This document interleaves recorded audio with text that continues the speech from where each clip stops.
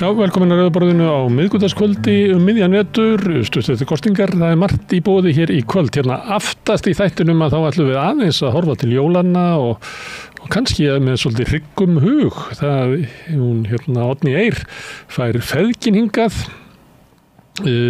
Rósa Líf Darradóttir og pabbi hennar, Darri Gunnarsson, kom hingað. Þau eru að berjast fyrir því að við svona hugum að því að á bakvið hamborgarríkin líf, grísir sem halast upp við vondar aðstæður í verksmiðjubúskap nútímans.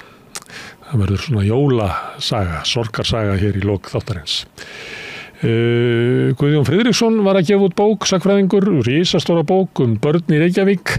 Ég ætla að fá hann hérna til að ræða þetta efni, börn í Reykjavík og hvernig svona staða barna og veröld barna og hugmyndur okkar börn hefur breyst á svona þeim tíma sem hann að spanna, sem hann kannski frá svona 1870 til okkar daga. Þetta næstu 1,5 öld.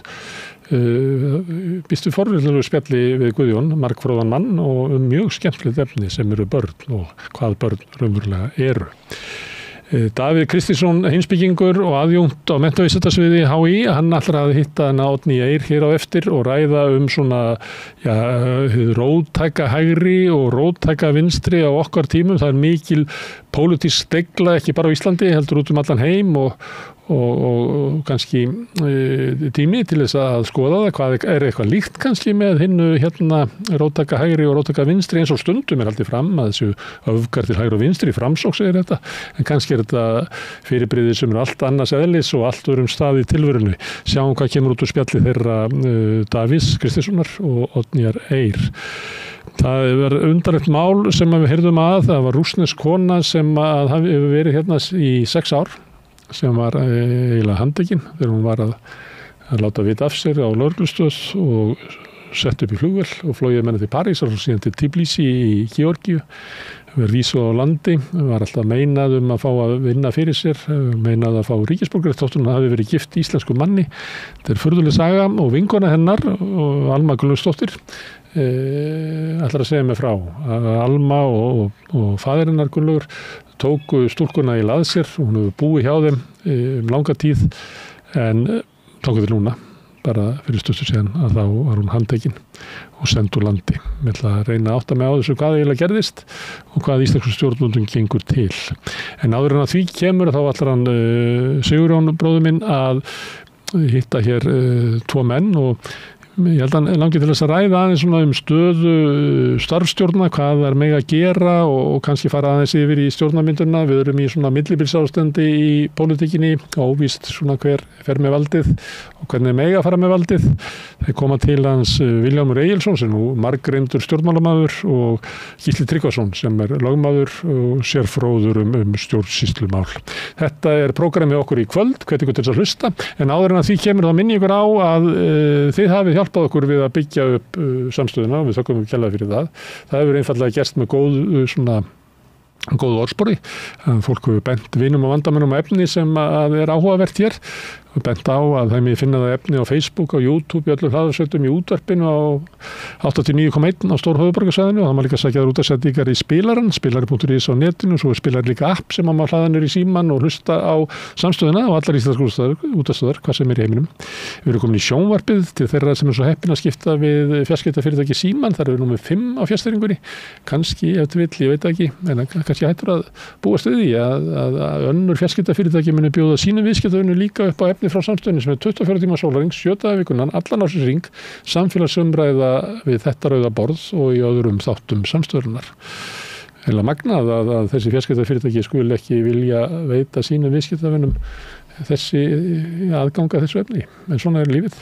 En það sem hefur drifið samstöðuna áfram sá hluti áheyrenda og áhorfenda sem hafa gerst áskrifendur. Þá leggja margir lítið til og saman tekst okkur að búa til nógu mikið afl til þess að halda út í þessum umræðuvettvangi og fjölmiðli og vaxandi fjölmiðli. Ef þú vilt slást í hópinn þá getur þú farið inn á samstöðun.is, það hnappur sem ástendur áskrift, það getur skráðu fyrir 2.500 krónum sem grunnáskriftinn, sem að mér sagt að sé hlægilega lágt verð. Ég held að kosti næstu 10.000 skall verður áskrift á morgunum. Þið megi borga meiri þau viljið og þið sem að kjósið getur látið áskriftina renna sem félagsgjöldin í Alþýðufélagið og það er Alþýðufélagið sem á og rekur samstöðuna. Allt sem þið sjáið hér og heyrið í boði áskrifanda og þökkum kærlega fyrir. Við ætlum að skjóta inn örstuttu skilaboðum og svo kemur Sigurður Magnús Egilsson og ræðir starfsstjórnir. Gerist áskrifendur á samstöðinni og taki þátt í að byggja upp öfluga og róttæka samfélagsumræðu. Með því að ganga í leigjendasamtökin styður þú baráttu leigjenda. Leigjendasamtökin eru fyrir öll þau sem vilja vinna að réttlæti og öryggi á húsnæðismarkaði. Leigjendasamtökin.is Allir þættir samstæðvarinnar eru fáanlegir á öllum helstu hlaðvarpsveitum. Þarftan að tala borgarfulltrúa. Borgarfulltrúar Sósíalistaflokksins eru með viðtalstíma alla mánudaga klukkan 13:30 til 14:30. Það þarf ekkert að bóka tíma, endilega kíkja við í Bólholt 6, 105 Reykjavík. Við erum í útvarpinu á FM 89,1. Segðu það á samstöðinni. Samstöðin er í eigu hlustenda, áhorfenda og lesenda. Sláist. Ertu á leið heim úr vinnu? Stiltu á FM 89,1. Já, komið sæl, Rauðaborðið hilsar á þessum ágæta miðvikudegi. Ég verð með fyrsta hluta þáttarins en þegar að ég og mínir viðmældur höfum klárað okkur að þá býður mörgatriði. Þetta er löng dagskrá í dag í kvöld eins og önnur kvöld en til mín eru konir Vilhjálmur Egilsson og Gísli Tryggvason. Og við ætlum að ræða eins það sem er áhugamál hjá mér en þeir vita mikið betur. Það er þarna með starfsstjórn og hvað hún getur gert ef eitthvað merkilegt kemur upp á eða eitthvað erfitt eða skipi stöður. En Vilhjálmur, þetta er náttúrulega margreint, það var verið starfsstjórnir áður náttúrulega. Já, að menn reyna almennt síðan að hafa sig hæga. Já. Og ekki að rugga neinum bátum en kerfið það samt að geta gengið. Já. Og fólk er að fá úrlausn sinna mála og það er að geta afgreitt mál en starfsstjórnir eru ekki að gefa út reglugerðir til dæmis svona nema að sé eitthvað algjörlega sérstakt og yfirleitt er nú þannig að ef eitthvað kemur upp á að þá þarf vantarlega að leita samstöðu. Að þá nýkjörnu þingi eða? Já, og sko þingi starfar í sjálfu sér sko, og þannig að menn þetta reyna bara að vera ekki að gera neitt sem að ruggar bátnum í sjálfu sér og þannig hef ég nú litið á þetta. Sko. Já. Og minnstu þess að hafi eitthvað komið upp einhverjar deilur? Ég man nú ekki til þess að það hafi verið neina stór deilur og ég held að það gæti sín allir bara. Já, þetta er svona ákveðin hefð sem myndast en menn að það kemur upp einhver svona náttúruvá eða eldgos í Grindavík hefur komið upp eða eitthvað slíkt sko, þá þetta þurfa menn bara að tala saman og yfirleitt held ég að fyrsta viðbragð sé nú að reyna að gera eitthvað sem einhver friður eða samstæður þannig að það sé ekki verið að skapa einhver mikil deilu efni sko. En nýkjörnir þingmenn eru orðnir þingmenn og þingis ekki tekið til starfa? Það þarf að gefa út kjörbréf sko. Og það er bara landskjörstjórn sem að getur gefið út kjörbréfin sko. Ekki satt? Já, en Gísli, hvað þú kemur margar fræðibækur. Já, ég kem með stjórnskipunarrétt sem að uppalega samin á Ólafi Jóhannesinni og er síðan gefin út af Gunnar G. Skrams sem ég kom að í endurskoða fyrir 30 árum síðan. Já.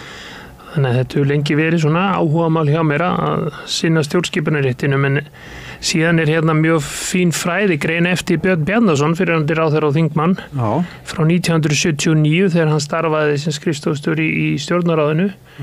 Þar gerði hann einu heildstæðu og nokkuð góða úttekt á starfsstjórnum hvað þær hefðu í raun gert. Þannig að eins og Vilhjálmur lýsir mjög vel að þá held ég að í seinni tíð sé viðhorfið það að starfsstjórn eigi ekki að gera það sem annað en það sem að nauðsynlegt þegar einhver nauðsyn krefur og ekki einhverja svona stefnumótandi ákvarðanir, að þá reyndin kannski hefur oft verið önnur, að starfstjórnir hafa gert nánast allt, til dæmis ákveða fullgilda mannréttindasáttmála Evrópu, sem þá var nú kannski ekki talið eins mikið stórmál, en starfstjórnir hafa gert mjög margt og hann listar þetta upp í þessari grein, hvað af embættisveitingum, hvað af lögum þeir hefur lagt fram, hvað af reglugerðum, alþjóðasamningum, og það ótrúlega langur listi.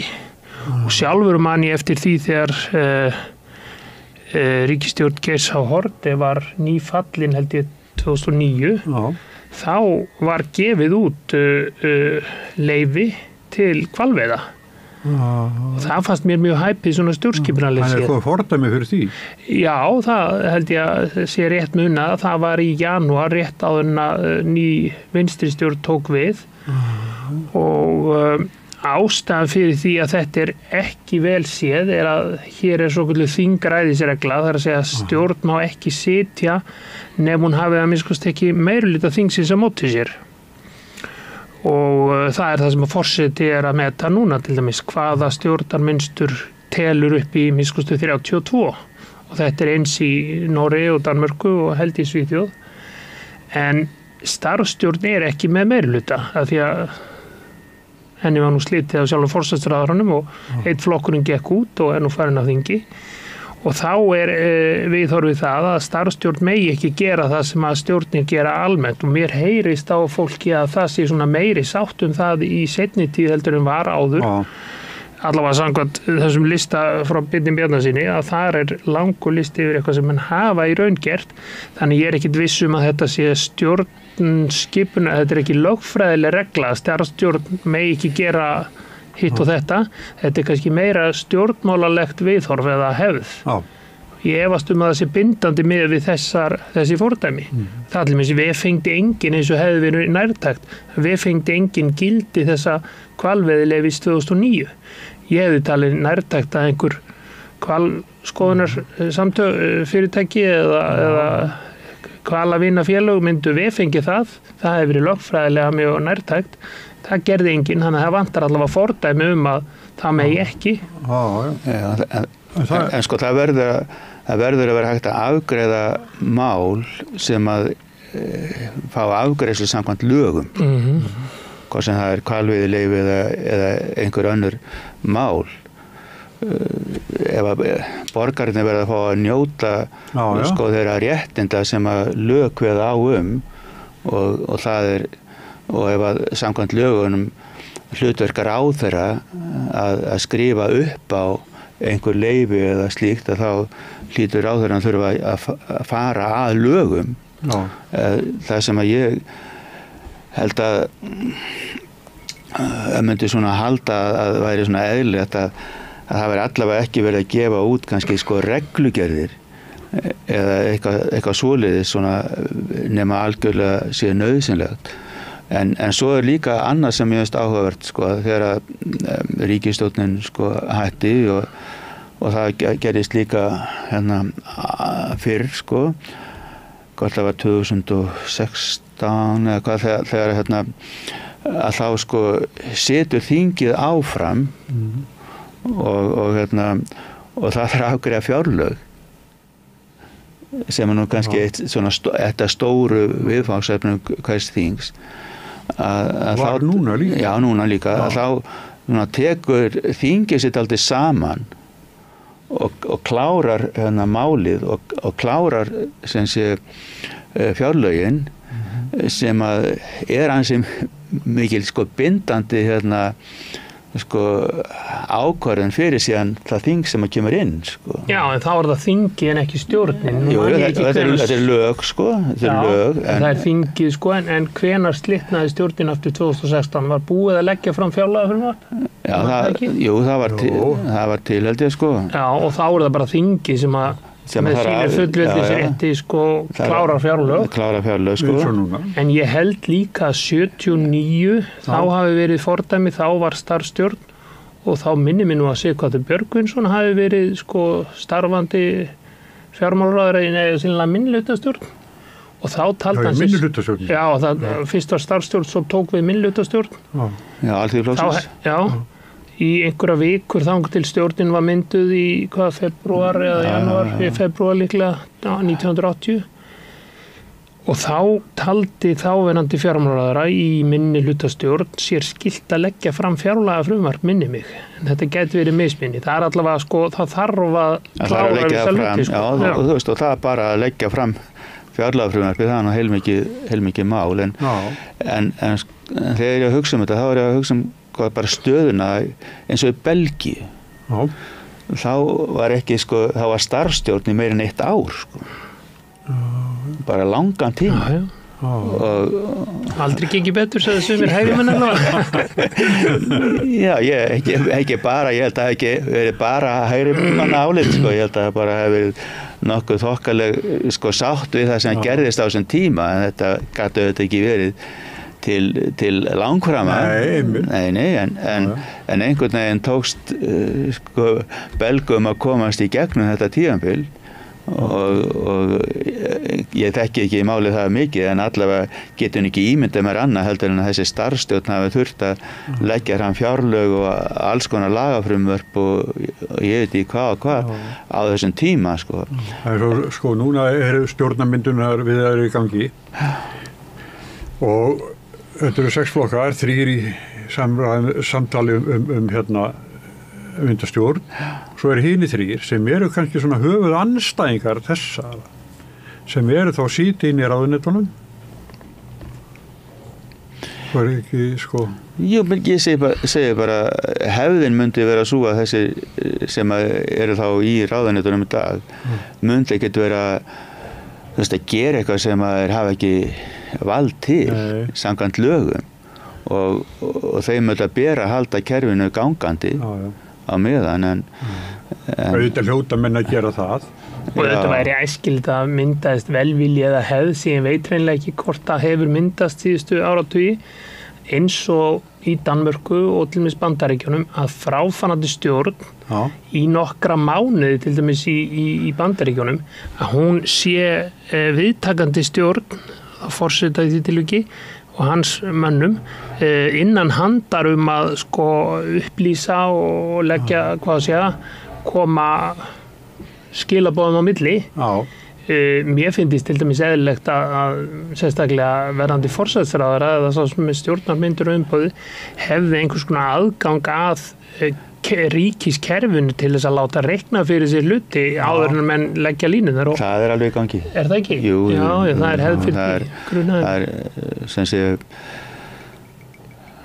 að þeir sem eru að mynda ríkisstjórn fara bara fram á það að fá ráðundisfólk að og það sé að fá allar upplýsingar og allar vinnu sem þarf að vinna svona tæknilega vinnu til þess að alla útreikninga og svona minnisblöð og annað hérna þessi mál sem að verið að tala við myndu ríkisstjórnar. Það er starfandi ráðherra í starfsstjórn, hann getur ekkert komið vekk fyrir það. Hann reynir það ekki Nei, bara hefðin bara svo að þetta bara gerist og en það væri nú annað kort Er þið aldrei til langframa hvort þið það? Nei, og bara sjálfsagt að líka bara það að það er öllum í hag að þeir sem eru að koma nýir inn saman hverjir eru að þeir hafa bara aðgang á öllum bestu upplýsingum sem hægt að framleiða og séu þá að taka sínar ákvarðanir á því sem bara best vita.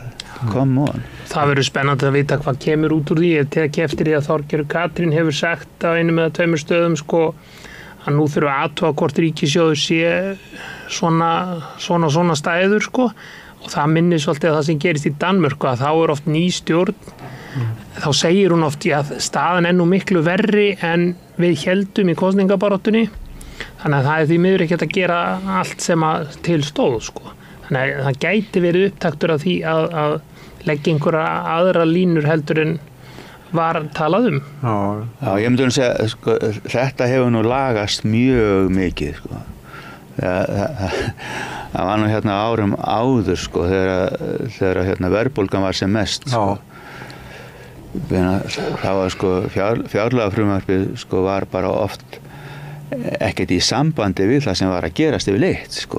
Og það var endalaust verið að afgreiða sko fjáraukalög og allt það og hérna þannig að þetta hefur lagast mikið og það ef maður skoðar sko bara ferilinn núna yfirleitt frá sko fjárlagafrumvarpi og svo hérna fjáraukalögum og svo ríkisreikningi og svona þú veist þetta svona nokkurn veginn alltaf flúta sko þannig að það einhver stórar hólur sko ekki En á þeim tíma sko sem mikla verðbólgutíma þá náttúrulega gerðist allt svo hratt. Já, svo bara tala þetta á manni eftir sko 91 að þegar Friðrik Sophusson kom í fjármálaráðuneytið og hérna og fór að tala sko við embættismennina tölurnar sem hann lágu fyrir sko og þá fekk hann svarið sko þetta ekkert okkar tölur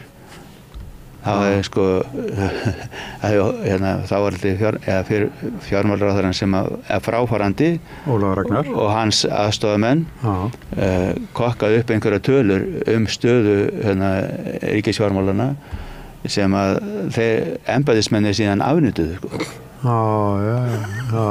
Og þá kom ekki allt annað út sko. En þetta ekkert svona lengur sko. Þá hafi sem sagt svona skrikt þetta jafnvel og mögulega gatt í kosningabaráttunni og svo var enginn innan sem vildi kvita upp á. En það var svolítið harka í pólitíkinu þarna. Á þessum tíma? Já, það gekk á ýmsu en auðvitað bara takast menn á eðli stjórnmálanna menn takast á og mismunandi flokkar og mismunandi skoðanir og svo hefur kannski tveggja flokka stjórn eins og var þá sko sjálfstæðisflokkur, alþýðuflokkur hafa nú oft átök inn í þeirri ríkisstjórn. Síðan klofnaði alþýðuflokkurinn og þjóðvæki var til. Og svo svo þá kom hérna Davíðs og Halldórstíminn sem var langur. En hvað segirðu Gísli? Þetta hérna, þú með þarna Björn Bjarnason sem að eitthvað sem að fólk á að nálgast bara á netinu, ekki þetta finnir þetta á netinu? Ég veit ekki hvort þetta aðgengilegt almenningi. Ég fann þetta í svona gagnagrunni sem að lögfræðingar eru margir með aðganga, tímaritt lögfræðinga.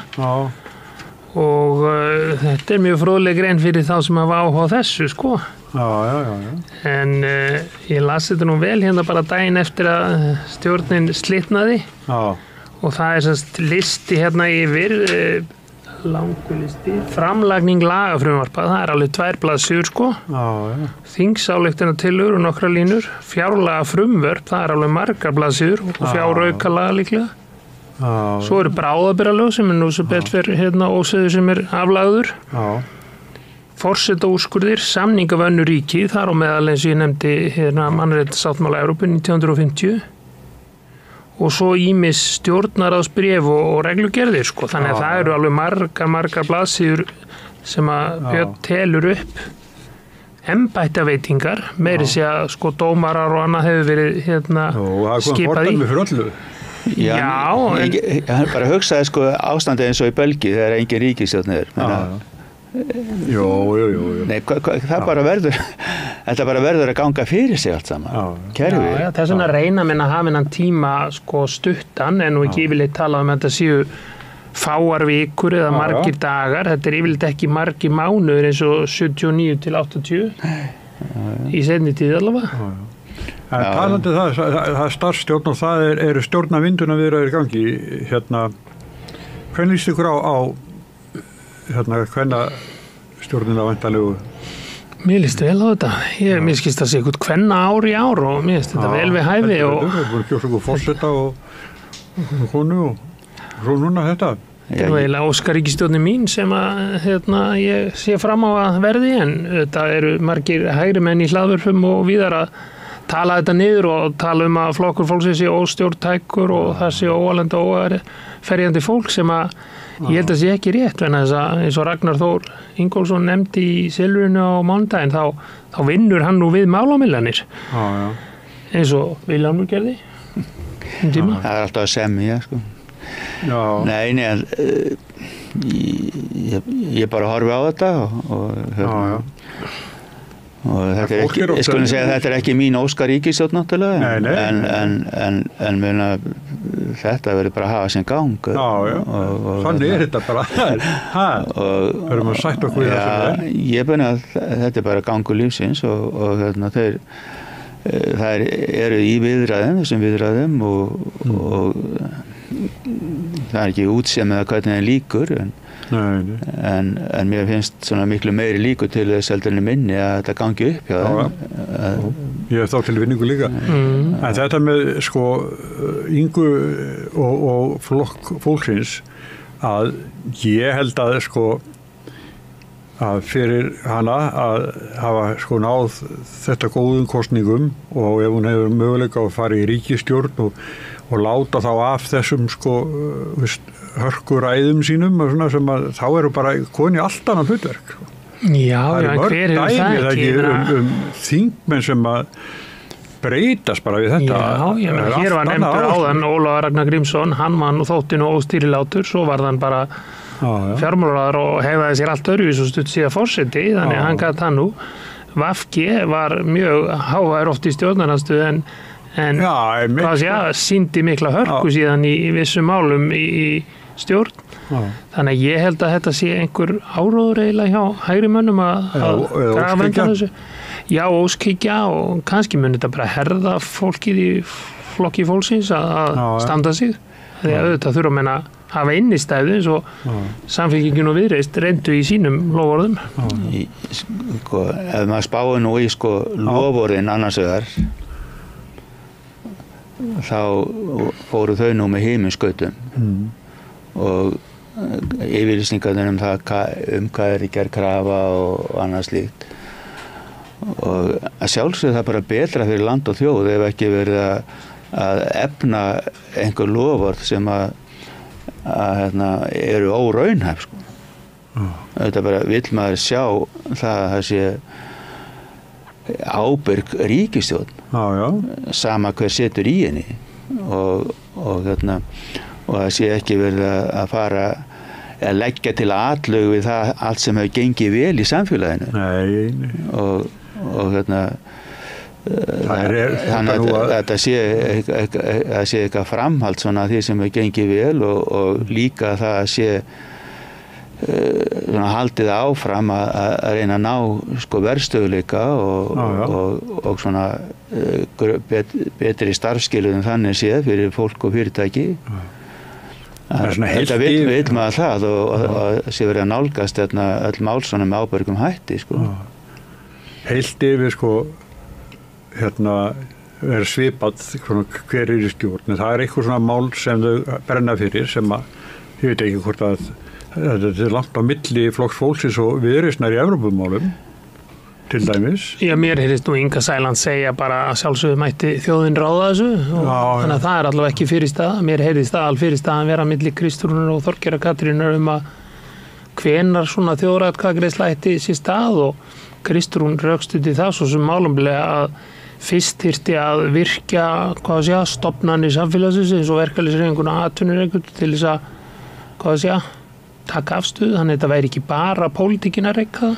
Mér finnst það ágætt en ég held að mig ekki fresta þessu alveg ótímabundið sko. En ég held nú í því máli að þá sé nú engin ein afstaða hvorki innan atvinnulífsins eða hjá verkalýðsfélögunum. Og ég man eftir þegar ég var framkvæmdastjóri SA þá gerðum við könnun sko, meðal félagana um það hvort að menn vildu sem sé láta reyna aðild eða ekki og það var bara mjög jafnt sko. Það var naumur meirhluti skulum segja með því að með Evrópusambandinu en hins vegar mjög stór minnihluti. Var það eftir höfðatölu eða eftir atkvæðavægi og bólmagni? Bara eftir atkvæðavægi sko. Og ég held að minni fyrirtækina hafa nú svona það sem þau voru öflug sko, það var nú sko meiri andstæða við aðild að Evrópusambandinu en ég minni það nú sko.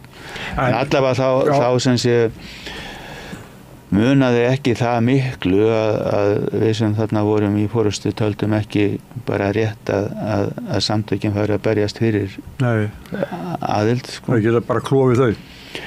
Þannig sko þegar þetta svona nefnt sko þá bara voru skilaboðin þau að það væri bara réttast að taka ekki afstöðu sko. En Vilhelm, hvað finnst þér flokkinn þinn, Sjálfstæðisflokkinn? Hann minnkar í hverjum kosningum? Já, það var bara bara fyrir 10 árum með 2013 þá var alltaf bara tekin ákvörðun að minnka flokkinn.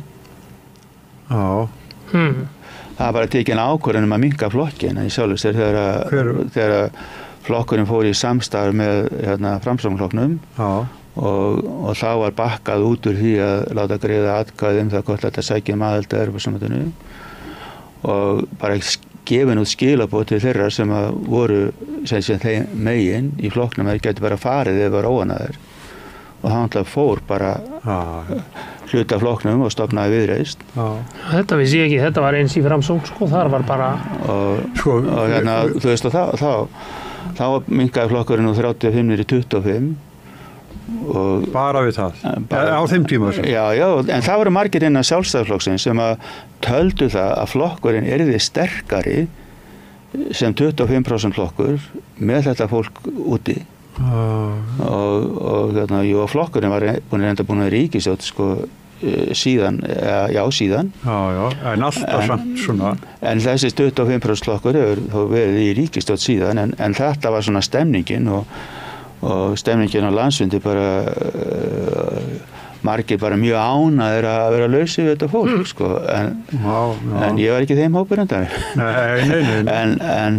en svo núna menna sko Sigmundur Davíð bara mjög svona bara viðlesin skulum við segja hvað sem að gerast í pólitík í kringum okkur og fylgist vel með og hann bara spottar hérna sem sé bara mál sem og svona stefnur og strauma sem að koma og kemur með það hérna bara inn og tekur það bara arma Miðflokksins og bara snöggur að því og þá fjúka bara 5% viðbót af Sjálfstæðisflokknum þetta bara svona en ég segi bara minn draumur að sko Sjálfstæðisflokkurinn og Viðreisn og Miðflokkurinn bara sameinist aftur í einum flokki bara gamla Sjálfstæðisflokknum spóla tilbaka ég bara nýtt upp af sko sko svo merkilegt sem það nú að þegar að Sigmundur Davíð var kjörinn formaður Framsóknarflokksins 2009 að þá var samþykkt þar að gangi í Evrópusambandið.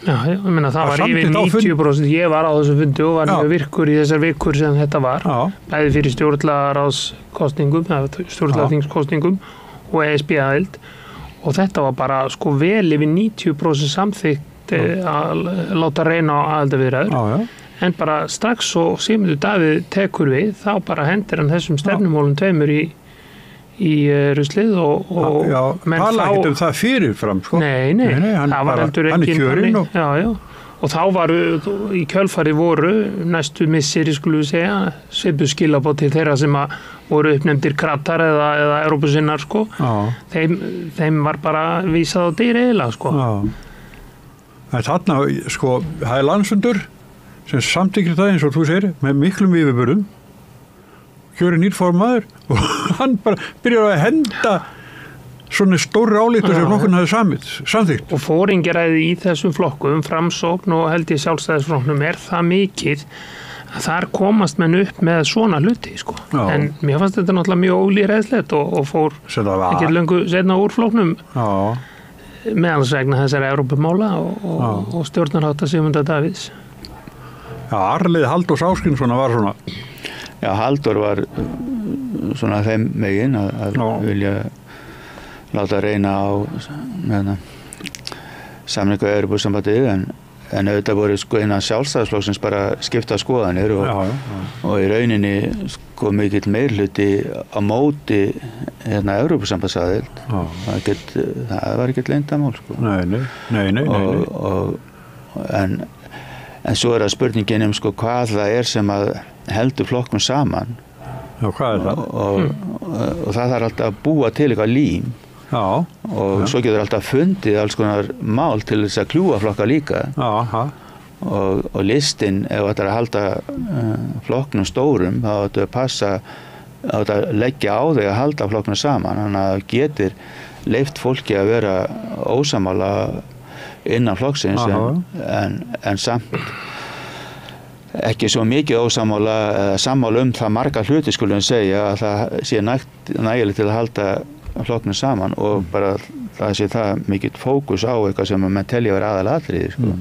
Og þarna fara sem sagt bæði fyrrandi formaður og varaformaður Þorsteinn Pálsson og Þorgeir Katrín.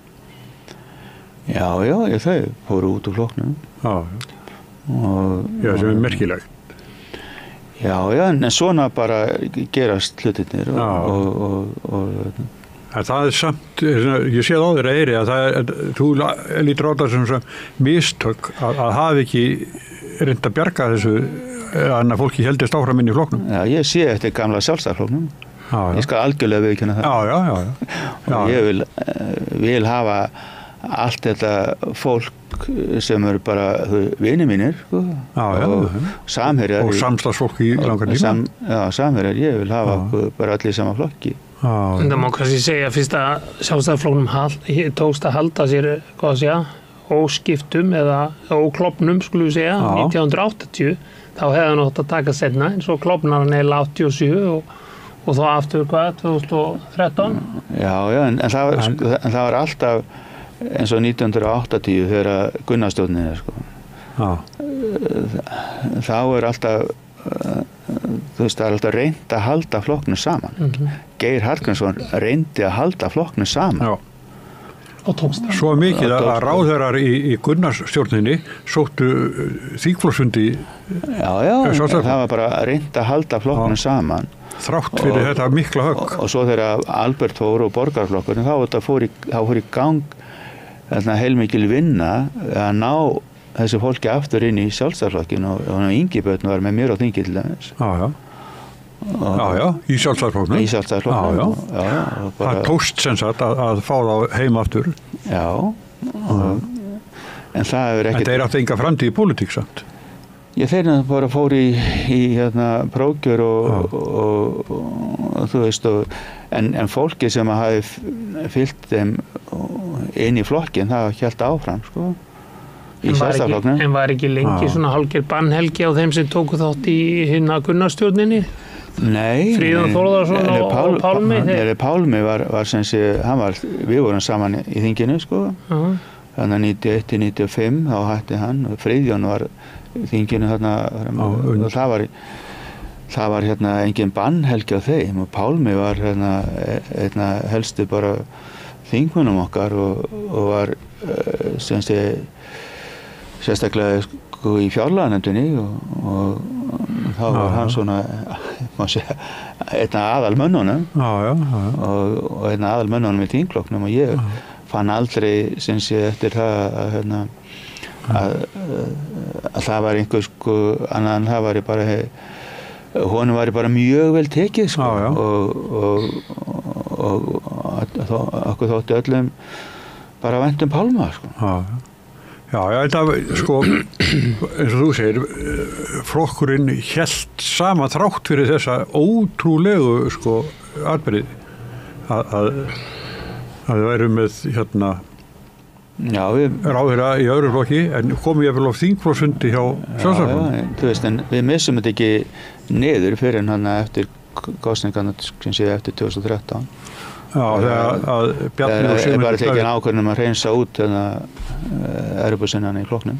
Já, ég áttaði mikið og það hefði verið svona meðvitað en það skýrir kannski margt. Algjörlega meðvitað og það voru bara miklar umræður það innan flokksins. Þau horfðu bara upp á þetta.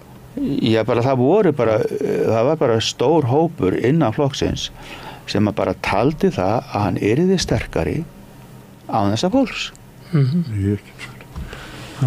Yes. En kannski þetta komin til þess að vera og ég vona það nú sjálfur að Sjálfstæðisflokkurinn verði aldrei stór aftur en það má segja fyrir hægri menn að þá hafa þeir núna nokkra kosti 3-4 kosti sem þeir höfðu bara 1 kost áður og það eins og hjá vinstri mönnum áður eða félagshyggjufólki að það var hægt að velja milli nokkura flokka og var nú oft kallað misklíð eða klofningur eða eitthvað slíkt en nú má kannski bara segja að þetta sé samkeppni bestu útgáfun af hægri stefnu og ég held að það sé bara gott.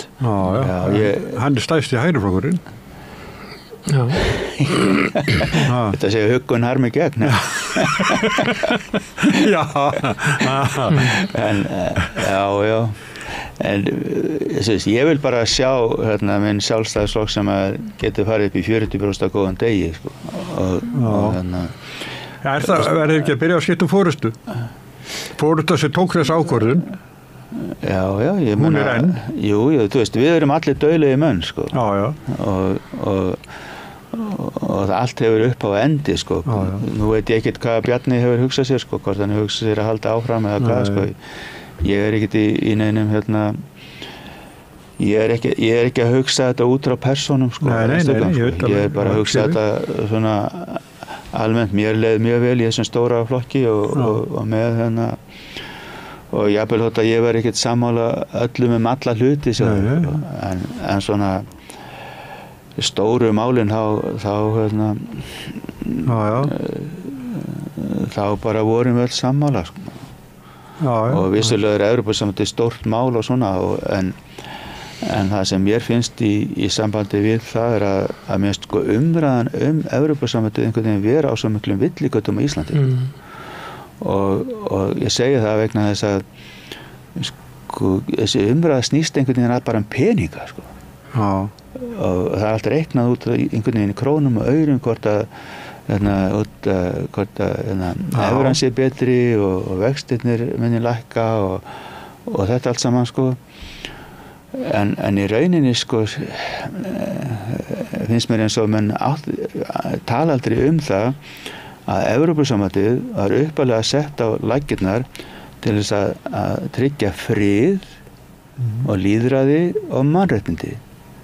Og góðan efnað, þetta var nú kallað efnaðsbandalag Evrópu. Já, en þú veist, það var tækið, skilur, en hitt að stóra markmiði, friður, lýðræði og mannréttindi og öryggismálin sem sé tengdust síðan friðarmálunum náttúrulega og eða hluta þeim. Og bara ef þið spáið í, sko, þarna voru þessar 6 þjóðir sem byrjuðu sem voru auðvitað bara niðurlöndum komnar eftir seinni heimsstyrjöldina. Og þetta var tækið, sko, til þess að ná þessum friði og lýðræði og mannréttindum og þessu og sko og friður og góður efnahagur fara algjörlega saman, sko. Góður efnahagur er verður að hafa frið, að búa frið og öfugt sem séu ófriður leiðir til þess að efnahagurinn versnar. En svo bara spáið bara í síðan, sko, þjóðirnar sem hafa gengið í Evrópusambandið og hvaða mótíf þær hafa haft.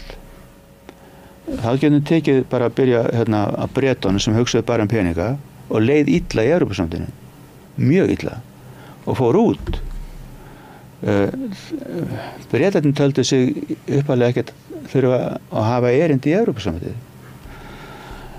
Tökum Dani fór líka í Evrópusambandið út af peningum, en síðan breyttist afstaða Dana, bara held ég þegar Rússarnir tóku Krím, þá bara allt í einu var bara Evrópusambandið orðið spurningum öryggismál og varnarmál og þetta samfélag, sko. Svo tekið Spán, Grikkland og Portugal, lýðræði. Losna við fasismann og tryggja lýðræðið. Takið ríkin í Mið- og Austur-Evrópu, það er tryggja lýðræði og frið. Og þetta er spurningum öryggismál, vera sem mest inn í þessu evrópska samfélagi og sem lengst frá Rússum. Sama með Finnland og Austurríki sem fengi ekki að koma inn í Evrópusambandið út af Rússum, eða Sovétríkjunum á sínum tíma. Þau komu líka inn og Finnarnir gera allt til þess að tengja sig við Evrópu eins mikið og geta út af ekki bara efnahagsmálum heldur ekki síður út af því að vera inn í þessu samfélagi út af friði og öryggi. Og það fyrir sem sé finna að taka upp evruna, bara frið vera sem mest inn í þessu samfélagi. Írarnir vilja taka upp evruna til þess að losna sem lengst frá Bretum. Skilur, þetta Nei, við getum bara farið í gegnum þetta svona, bara ríki fyrir ríki og það sem bara að benda á að hvort að ríki aðilega Evrópusambandinu snýst ekki peninga. Það snýst einhvern æðri tilgang sem að snýr þá að, þú veist, friði eða öryggi eða einhverju slík að vera í þessu samfélagi þar sem að menn vinna saman til þess að standa vörð þessa grunnþætti en umræðan hérna í Íslandi bara spurning pening. Þannig að þú heldur að við förum ekki inn fyrir við breytum mótíf fyrir inngöngu? Já, ég segi það. Ef við förum inn á forsendum peninga þá líður ykkur alltaf illa í Evrópusambandinu. Mjög svona, ert þú Evrópusambandinu? Viltu að við göngum í Evrópusambandinu? Ég svona, hjarta mínu ég þar. Mér finnst að við sem þjóð eða sem, eigum að vera það merkileg að við séum ekki alltaf að hugsa bara hver okkar þröngu hagsmunir, hvað geta þessir gert fyrir okkur, þú veist. Bara hvað við að fá út úr yfir í Evrópusambandinu. En ég vil að við sem þjóð reynum aðeins að rísa upp fyrir þetta og segja hvað getum við lagt að mörkum. En það þannig þegar mann ganga í kaupfélag eða fótboltafélag eða stjórnmálaflokk að yfirleitt það ekki aðalmótið eða vonandi ekki hvað get ég fengið út úr þessu menn vilja leggja sér þetta mörkum líka. Ég segi, ef maður nálgast ekki Evrópusambandið svona, ég ekki að segja það, við þurfum alltaf að standa okkur í efnahagsmálunum og við höfum staðið okkur mjög vel. Við erum bara, þú veist, á toppnum, á topp 10, þú veist, eiginlega flesta mælikvarða sem að eru notaðir og hvort sem við höfum evru eða ekki evru, þetta, við þurfum að standa okkur líka þá og innan aðild Evrópusambandinu afnemur ekki lífsbaráttuna á Íslandi, skilur. Nei, en ég held að segja eðlilegt að fólk leiti þangað þeir sem eru búin að fá óbúðslegu vaxtahækkanir og fólk að lifa í allt öðru forsendum en það taldi sig vera að fara að gera.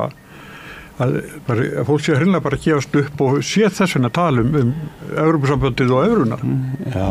Þú veist, það er alveg skiljanlegt, en ég segja það kom bara önnur vandamál og kom bara önnur vandamál sem að þarf að leysa úr og ég held að Íslendingar geti staðið sig efnahagslega innan Evrópusambandsins jafnt sem utan og í mínum huga snýst þetta ekki efnahagsmál yfirleitt því að við þurfum alltaf að standa okkur skilur en andstæðingarnir segja alltaf að standa okkur og þú veist og það eru plúsar og mínusar og það verða það alltaf og sumt verður erfiðara og sumt betra sjáðu og þá geta en meðan menn vilja þú veist greina þetta þannig að þetta snúist efnahagsmálin eða peningana þú veist þá bara verður alltaf þú veist sumir með og sumir á móti og bara út frá eigin hagsmunum og ef að þú veist við göngum síðan inn á þessum forsendum þá bara verður alltaf óánægja. En það má segja andstæðingar ESB-aðildar Íslands segja gjarnan að við getum nú alveg lagað efnahaginn sjálf og stýrt þessu vel og gert betur en þá spyrja mig bara býtu akkur hefur það þá ekki gengið í næstu 100 ár. Þannig að þetta svona pínu finnst mér eins og við alkoholista að segja já þetta ekkert mál, þú voru bara hætt að drekka.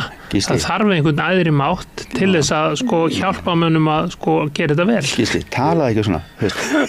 Nei, vegna þess að við erum á toppnum í lífskjörum jöfnuði og þessu öllum svona félagslegum og efnahagslegum mælikvörðum og það er ekki eins og sé, þú veist, allt í kalda kóla á Íslandi, þvert á móti þetta höfum við vandamálu svo aðrir en við höfum líka margt alveg rosalega gott og þessu höfum við náð án þess að vera í Evrópusambandinu og þannig mér finnst að og ekki að falla í þessa grifju svona einhvern veginn að segja það að þetta sé sko allt einhvern veginn og ég sé bara 99% jarðarbúa vilja skipta á sínum vandamálum og okkar.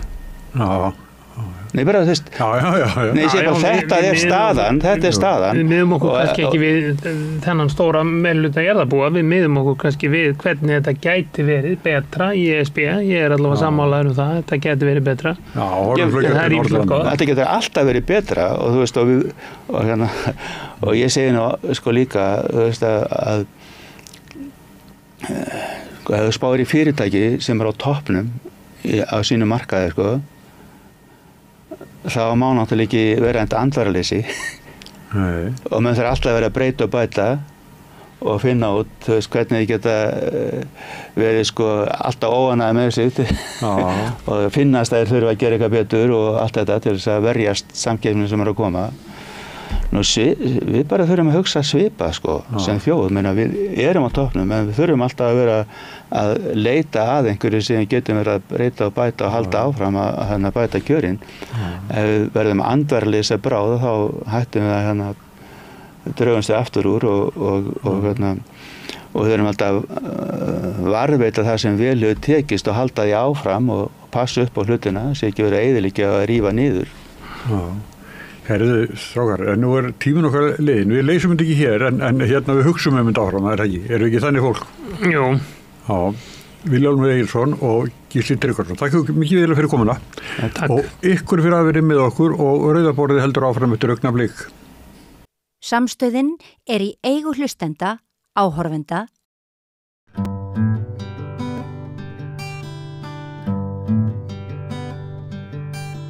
Herðu, já, það bárust fréttir í gær af því að rússnesk kona sem hefur dvalið hér langtölum, Viktoría Þórunn, hafi verið handtekinn á fluttu landi til Tbilisi í Georgíu og þetta er bara svo skrítin atburður að fá hingað Ölmu Gunnlaugsdóttur, vinkonu hennar, getið sagt. Já. Til þess að segja mér bara hvað gekk þarna á? Sko, þessi stelpa kemur hingað til landsins 2018 í svona... Það eru 6 ár síðan það var. Já, 6 árum síðan í svona sjálfboðavinnu. Það er semst í boði fyrir útlendinga að koma í sjálfboðavinnu til svona landgræðslu og hún kemur hérna, í 2 vikur og kynnist íslensku manni, fer aftur til Rússlands. Þessi maður fer á eftir henni og biður hann að koma heima sér. Þau giftast. Þetta er ofbeldismaður. Hann á sakaskrá sem ástæða fyrir því að hún fær ekki landvistarleyfi. Eins og hún myndi fá... Eins og hún myndi venjulegast fá sökum hjúskapar. Já. En þarna ákveður hvað þá útlendingastofnun að hún fái ekki... Að hún fái ekki landvistarleyfi. Það sem að maðurinn ekki... Það sem að maðurinn hennar á sakaskrá. Veitu hvaða reglur eru það?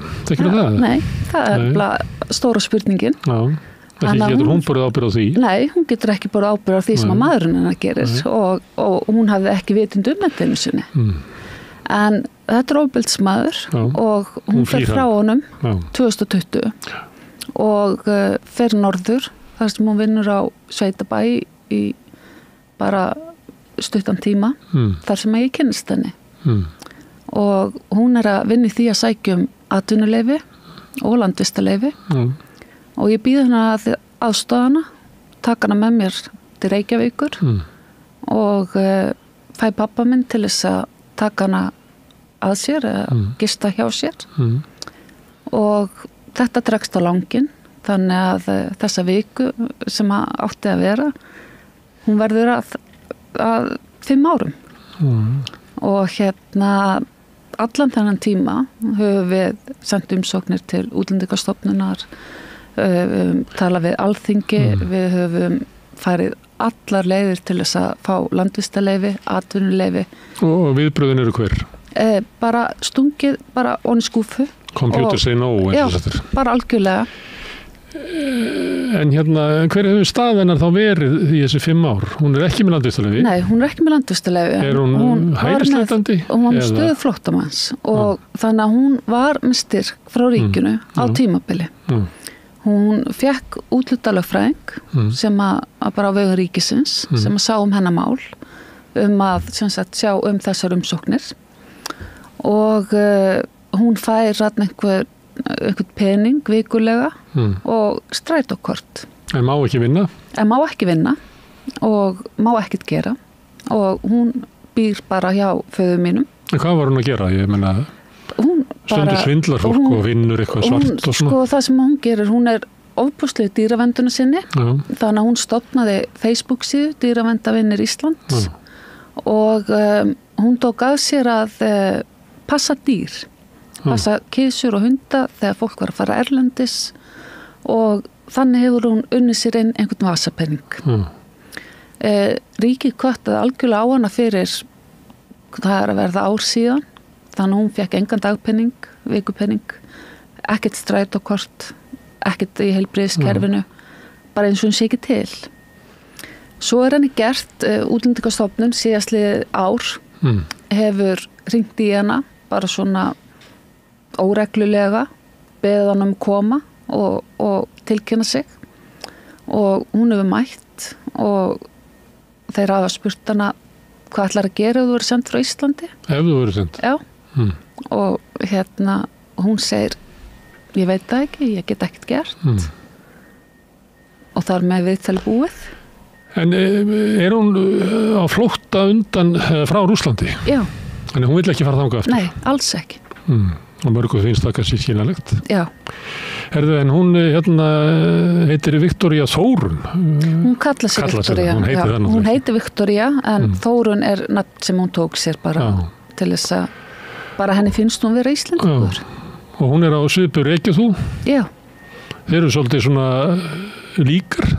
Báðar ljósarðar og hún býr hjá foreldruðinum eða pappa þínum? Já, hún býr hjá pappa mínum ég býr þar reynda núna þannig við búið 3 saman núna síðustlu mánuði og ég er eina vinkona hennar og við erum fjölskylda hennar pappi mín lítur á hana sem fóstudóttur og hún lítur á hann sem föðurímynd eitthvað sem hann hefur aldrei átt. Hvað er hún gömul?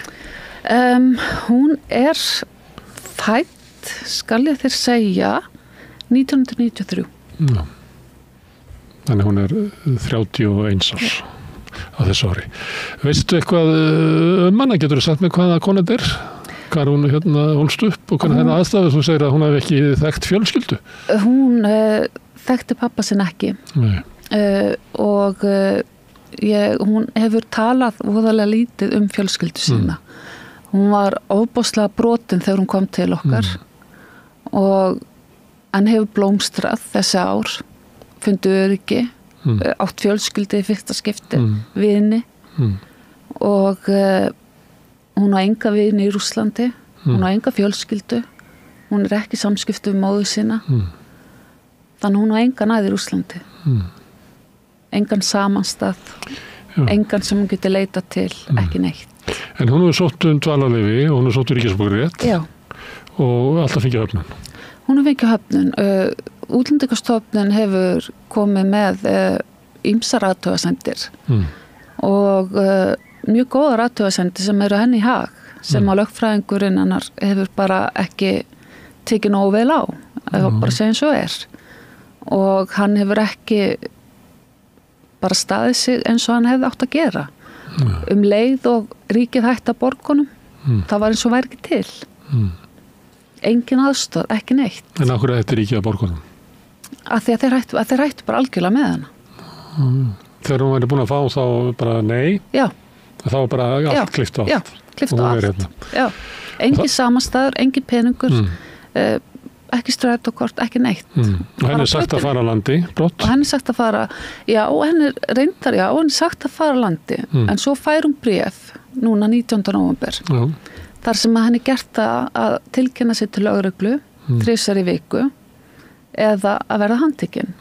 Og svo lestu hans lengra niður bréfið að þá segir hún að tilkynna sig 5 sinnum í viku. Og þetta er lögreglustöðin í Hafnarfirði. og hún gerir þetta samviskusamlega. Það er svo þrisasinnum, já. Þeir segja við hana farðu eftir hennu fyrra, þrisasinnum.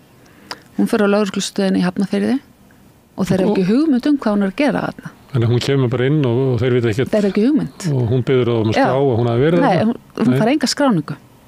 Það er ekki skráð að hún mætir til þess að tilkynna sig. Þeir bara snúa sér að því öðru. Já, svo kemur hún í annarskiptið og ákveður að taka þetta bréf með sér sem hún fekk sent. Og faðir minn búin að hringja í ríkislögreglustjóra sem sendi bréfið. Þeir neita fyrir að hafa sendt þetta bréf. Það er ekki undirrita af einstaklingi, heldur bara sérfræðing. Þeir neita að gefa upp hver það er og bara neita fyrir bréfið, bara í heild sinni. Bréf sem við erum með fyrir framan okkur. Og í annars skipti þegar hún mætir, kemur hún með þetta bréf og sýnir lögreglunni. Og síðan bara núna, þegar hún tilkynnir sinna á mánudaginn, þá er hún bara handtekinn. Þannig þá bara voru að bíða eftir henni og leið og mætir og þá er hún handtekinn. Já, þeir vita hún mætir. Þeir vita hún er búin að mæta samviskusamlega alla daga. Pabbi minn keyrir hann okkar með einstegi, milli 10 og 12. Og hún mætir 10:30 og hann bíður eftir henni. Hún kemur ekki út og hann fyrir inn og fær einhver upplýsingar. Og henni laumað bara baka megin í lögreglufylgd, bara í lögreglubíl. Niður á Hverfisgötu og við fáum fregnir af því. Við förum niður á Hverfisgötu, óskum þess að fá að tala við hana, sjá hana, fá einhverjar upplýsingar og er neitað og bara mætt með bara dónaskap, próka og við yfirgjöfum svæðið. Þeir segja að við getum komið með tösku til hennar sem ég geri síðan kvöldið. Og tösku til þess að hafa dót í fangelsinu eða ertu að pakka fyrir langferðu? Þeir nefnilega láta þetta hljóma sem ég segja að koma með tösku, bara með tannbusta og svoleiðis sko. Þannig að ég kem þarna 9:00 og lögreglustöðin er lokuð. Lögreglustöðin á Hverfisgötu er bara lokuð. Ég held að lögreglustöð, þú veist á höfuðborgarsvæðinu er þau opna alltaf sólarhringinn. En hún er lokuð, en ég stend þarna og hringi bjöllunni og það bara vill svo til að það kemur maður út hliðardyrnar og opna fyrir mér og hleypi mér inn. Það sem að gleri, það sem að bara inn á stöðuna. Og þá kemur lögreglan niður og spyr hvernig ég hafi komist inn. Og þessi maður fer út en þar sé hann að komast inn aftur, þannig ég opna fyrir honum. Og ég segi þeim að sem maður hafi hleypt mér inn og hann horf bara á það og segir ég er engin dyravörður, hann var þetta lögfræðingur og ég stend þetta með töskuna og spyr hvort hún fái töskuna núna og hvort hún fái hlutina sem er í henni. Ég er búin að pakka þarna niður bara þægilegum fötum, tannbusta, busta og bara svona nauðsynja vörum og bara svona bara því sem að bara hlutum sem ég bara til þess að vera í fangaklóð. Já, bara sem ég vissi að hún vildi fá. En þeir segja við mig, hún fær ekki þessu tösku núna. Hún fær hann ekkert fyrir á morgun, við getum bara haldið henni 24 tíma. Þannig að þeir láta mig halda þessi að fara að sleppa henni. Daginn eftir 10:30. Þannig að ég skil töskuna ekki eftir. En leið og ég fór út í bíl, þá bara fann ég það á mér, ég hefði átt að skilja töskuna eftir, þeir eru að gera eitthvað. Svo fær hún síman 20 mínútur yfir 7. Fær hún síman í smástund fyrir góða hegðun og þá er hún inn í vél 20 mínútur fyrir brottför og getur sagt okkur sjöleiðin til Parísar og þaðan til Tbilisi og svo er hann að fara þaðan til Rússlands. Þá er það þá fær hún að hringja í ykkur? Nei, hún fær að senda okkur skilaboð. Já, bara á Messenger. Bara ekki að hringja. Síminn hennar fær hann í örfáðum mínútur til að senda okkur skilaboð. Síminn tekinn af henni. Hún fær síminn aftur í smástund í París. Það sem er fylgst með skilaboðinu sem fara okkur á milli. Og síminn tekinn af henni. Það sem henni sagt að vinir hennar, ég og pabbi, séum að mata hana upplýsingum sem að séu ykkur réttar og séu henni ekki hag. Henni ekki hag, ég meina það að vera flytjandi Rússlands, hvað hann ætlaði að gera. og svo danglaði þeir fyrir framan hana handjárnum og segja við hana, þú veist við getum sett þetta á því hvenær sem er. Síðan fljúaði með hana frá París til Tbilisi? Síðan fljúaði með hana frá París til Tbilisi. Hefur heyrt í henni eftir það? Já, ég hef heyrt í henni eftir það og ég veit hún og hvað er hún þá? Bara göttunni þar eða? Já, hún er bara ein í Tbilisi. Með enga farangur? Engan farangur, hún er ekki eins og með peningaveskis. Bara í fötunum sem hún var í þegar hún lappaði inn í lögreglustöðinni í Hafnarfirði? Já, ekkert annað. Alein og þeir segja við hana að þeir ætli treyst henni til þess að koma sér til Rússlands en kaupa ekki flugmiða fyrir hana. Heldur skilja hann eftir. Hún er með enga peninga? Hún er með enga peninga. Hún er með einhverja, kannski 3-4 krónur á sér, íslenska krónur sem eru ekki gildi í Georgíu. Þannig að það er bara eins og að vera ekki með neitt. Þannig að hún er skilin eftir, allslaus. Þeir eiga fylginu til Rússlands. Þeir eiga sjá til þess að hún fari upp í vél til Rússlands. En þeir gera það ekki. Nú ert þú svona, það sem kalla mætti venjuleg kona í Íslandi. Og þú svona, verður svona vitni af, þú veist hvernig kerfið bregst við. Hefur þetta komið svona óvart? Reiknaru með svona meiri mildi og mannúð? Já, veistu, ég hefði gert það og það sem að sló mig líka rosalega var þegar ég kom upp á lögreglustöð með töskuna. Ég veit þeir að vinna vinnuna sína en að hafa einhverja mannúð að segja, ég myndi skilja töskuna eftir. Ekkert meira en það. Þú veist, þeir ekki að gefa neitt upp. Bara segja, ef við væri þú, skildu töskuna eftir. En svona, nú er þetta búið að vera mörg ár, 5 ár. Já. Hefur þú búist við því að svona einn daginn þá væri bara þetta, heyrðu, þetta er bara... Já, veistu að ég held að einn daginn... Við getum ekki staðið þessu, já, sko. Ég held að einn daginn... Neitt skaðið af því að þessi kona fá að vera hérna mál okkar. Ég meina, þetta er kona sem vil ekkert meira heldur en að vinna. Vinna fyrir sér, fá sér íbúð, kynnast manni, eiga líf. Á hverju komum til Íslands? Tengdist hún eitthvað Íslandi eða hverju valda það að koma í sjálfboðalega starf á Íslandi? Þetta var bara auglýsing sem hún sá og hún hafði bara áhuga á Íslandi og ákvaða að skella sér og það var engin ástæða, hún hafði engin tengsl og bara fannst Ísland fallegt land, vildi kynnast því og bara varð ástfangin af landinu og varð ástfangin af þessu manni sem var ástæðan fyrir því að hún kemur tilbaka og svo er þetta búið að velkjast í kerfinu, þetta er stungið í skúffur og fólk þykist ekki að fengi bréf og pappin hefur staðið öll þessi ári í þvílíkum bréfaskriftum með lögfræðinga, talandi við ríkislögreglustjóra, lögregluna, útlendinga eftirlit og síðast þá semst áttur að sækjum hjá útlendinga eftirlitinu því var breytt að þú áttur að sækjum núna hjá Alþingi, nú er því aftur breytt þannig að nú á umsöknum að fara til útlendinga eftirlitsins og svona gengur þetta bara. En hvað árið hefur þetta haft á hana? Nú hefur hún kannski viljað og er ung kona og reikna með því að bara lífið verið að byrja en núna hefur hún eiginlega verið svift í að geta unnið og verið í svona einangrun og Þetta hefur haft ofboðslega áhrif á hana og sérstaklega þeir hafa beitt hana ofboðslegum, sérstaklega núna svona síðastliðin 2 ár, bara scare tactics, ringjandi í hann í tíma og ótíma, hótandi henni, við erum að fara að flytja þau á land á morgun, við erum að fara að gera þetta, við erum að fara að gera hitt, þú þarf að koma nýra á lögreglustöð núna. Og svona fær hún síntöl endalaust. Þannig hún hefur ekki getað hort eins og fram á næsta dag. Nei, hún getur ekki eins og hort fram á næsta dag. Þannig hún er ein taugarhrúga.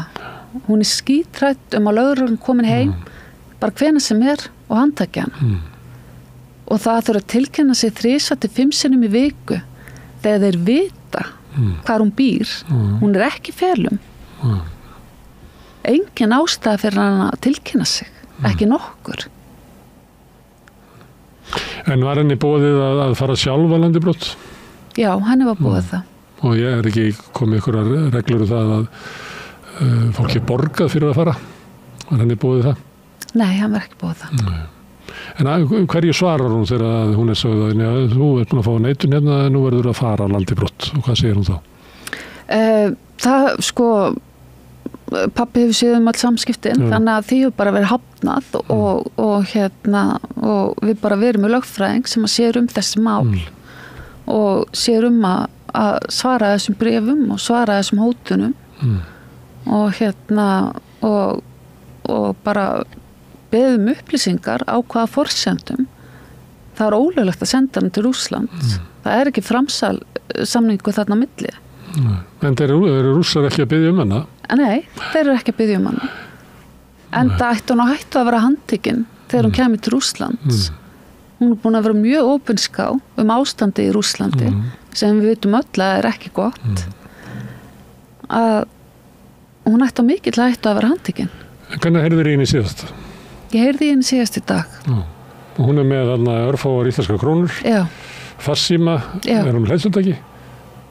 Já, ég heldur sem hleðsutæki. Þannig að hún getur laðið síma. Já. En þetta er ótrúlega saga. Já. Þannig ég vona að, ég veit ekki hver er þín von? Hvernig getur þetta endað vel? Ég vona að þetta sé ólöglegt það sem þeir gerðu að skilja hann eftir í Georgíu. Ég tel það að vera ólöglegt. Ég tel þetta sambarlegt því sem þeir gerðu þegar þeir vísuðu manni og landi sem var skilin eftir í Grikklandi og var sóttur.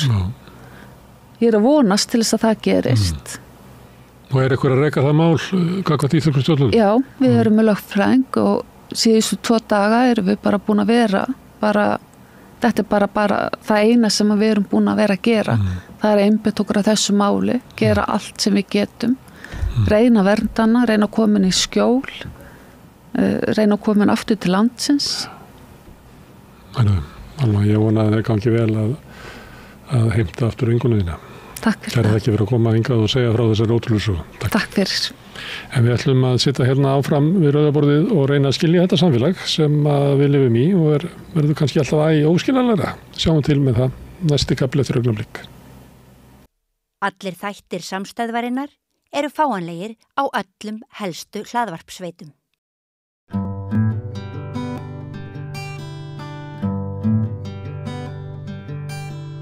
Verið velkomin aftur að rauðaborðinu. Ég heiti Oddný Eir og til mín er komin góður gestur Davíð Guðmundur Kristinsson, aðjúnkt á menntavísindasviði í Háskóla Íslands og heimspekingur. Ég kalla nú í þig svona sem heimspeking núna á þessum tímamótum eftir kosningarnar að því að þú hefur nú svona ástundað gagnrýna heimspeki og pælt í svona gagnrýnu hugsun eða gagnrýnum fræðum, möguleika þeirra og líka hefur nú búið í Þýskalandi í mörg ár og við erum svolítið að pæla í vinstrinu á Íslandi núna eftir kosningarnar, hvað varð vinstrið og hvað verður vinstrið. Hvað finnst þér um þessa stöðu núna sem er uppi? Einmitt, sko ég var að dóttir mín var að spyrja með þessu daginn með þessa flokka þegar kosningarna voru og var búin að átta sig að það var einhver forsætisráðherra en kannski ekki alveg að vera svona flokka, hún er ennþá 7 ára og ég var aðeins að reyna að útskýra fyrir henni svona og venjulega náttúrulega ef fólk verður kýs, það bara veit svona cirka hvað maður kýs og maður er ekkert að velta alltaf fyrir sér, það er svona finnst mér gott að stundum að svona tala við yngra fólk og heimspekin er náttúrulega vissan hátt svona barnaleg þó að við séum náttúrulega við erum með stjórnmála heimspekinga sem að náttúrulega geta rætt hluti hægri vinstri og við erum með heimspekinga hérlendi sem eru náttúrulega ansi vel að sér í stjórnmálum og svona en heimspekin er svona þetta eins og við þekkjum aftur í fornöld hjá Sókratesi þessi svona viðleitni til að leyfa sér að vera barnalegur og spyrja barnalegra spurninga líka. Ég veit ekki hvort það er eins og í listunum kannski þegar maður er með spuna eða maður svona fer út úr þessu. Þannig að mér fannst þetta svona hjálplegt, þannig ég var að reyna að útskýra þú veist að kannski líklegt að afi X, hann kjósi þetta, amma Upsilon, kannski líklegt að hún kjósi þetta út af þessu og Bibba frænka, ég geti ímyndað mér að því að hún X, Y, að þá kjósum þetta og Bibbi frændi, þú veist, einhvern veginn hitt og svo framvegis og þannig þetta finnst mér náttúrulega bara strax svona þá fer maður að velta fyrir sér þegar maður þarf að útskýra með þessum hætti sem sagt hvað það sem við gerum þegar við erum að kjósa og heimspekin náttúrulega hefur tilhneigingu til að spyrja eitthvað svona grundvallar almenna spurninga og veist, er ég að kjósa bara fyrir mig það sem kemur sér vel fyrir mig sem persónu er ég að kjósa það sem kemur sér vel fyrir alla þjóðina, fyrir alla, er það hægt? Ef ég að kjósa eitthvað vinstri, er ég þá að hugsa fólk sem að, kannski hefur það ekki að öllu leyti eins gott og sem aðri í samfélaginu og akkur myndi ég gera það ef ég hluta einhverju degraðri millistétt, akkur ætti ég þá að vera að kjósa sem sagt það sem að geti verið sem sagt því fólki í hag þannig að já það eru svona ef maður færi sér niður á þetta barnalega sjónarhorn heimspekinnar og barnsins að þá fer maður að velta einhverjum svona hlutum aðeins fyrir sér. En er það ekki einmitt, já það er einmitt á ákveðnum krísutímum sem að heimspekin kölluð til oft og heimspekingar að því að þá þurfum við að fara einhvern veginn niður á svona einhvern núlpunkt eða niður í grundvöllin og spyrja innan gæsalappa barnalega og núna einmitt fyrir kosningarna voru margir að velta þessu fyrir sér þetta með þessi dauðu atkvæði og að kjósa strategíst er það ekki? Þannig kom þetta til sko og núna eru pælingarna mikla hvað gerðist, af hverju sem sagt Alþingi Íslendinga ekki, það er lengir vinstriflokkar eða lítið vinstri hugsun inn á Alþingi þá núna og hvað gerðist þá? Jú, það er náttúrulega heimspekin náttúrulega annars vegar svona ekki konkrétt þannig að hún hjálpa fólki voðalega lítið með þetta, þú veist hvað þurfa að gera og það er náttúrulega fólk núna að vinna í þeim málum og finnur út af því heimspekin velti meira fyrir sér einhver svona til dæmis eins og hugtakanótkun sem sagt vinstrið þú veist hvers konar hugtak það, hversu teygjanlegt það þú veist ef að sem sagt hversu breytt það og samfélkingin ef að hún engir armar hennar tengjast vinstrinu og neitt nátt hvers konar flokkur það þá þannig að þetta svona spurningum bara hvernig tegi ég og það náttúrulega sem oft í pólitík og víða þessi svona átök orð Það kannski alveg rétt hjá það má segja að það sé svolítið gróft að segja að það sé ekkit vinstrin á Alþingi þar sem að samfélkingin nú kannski upphaflega vinstriflokkur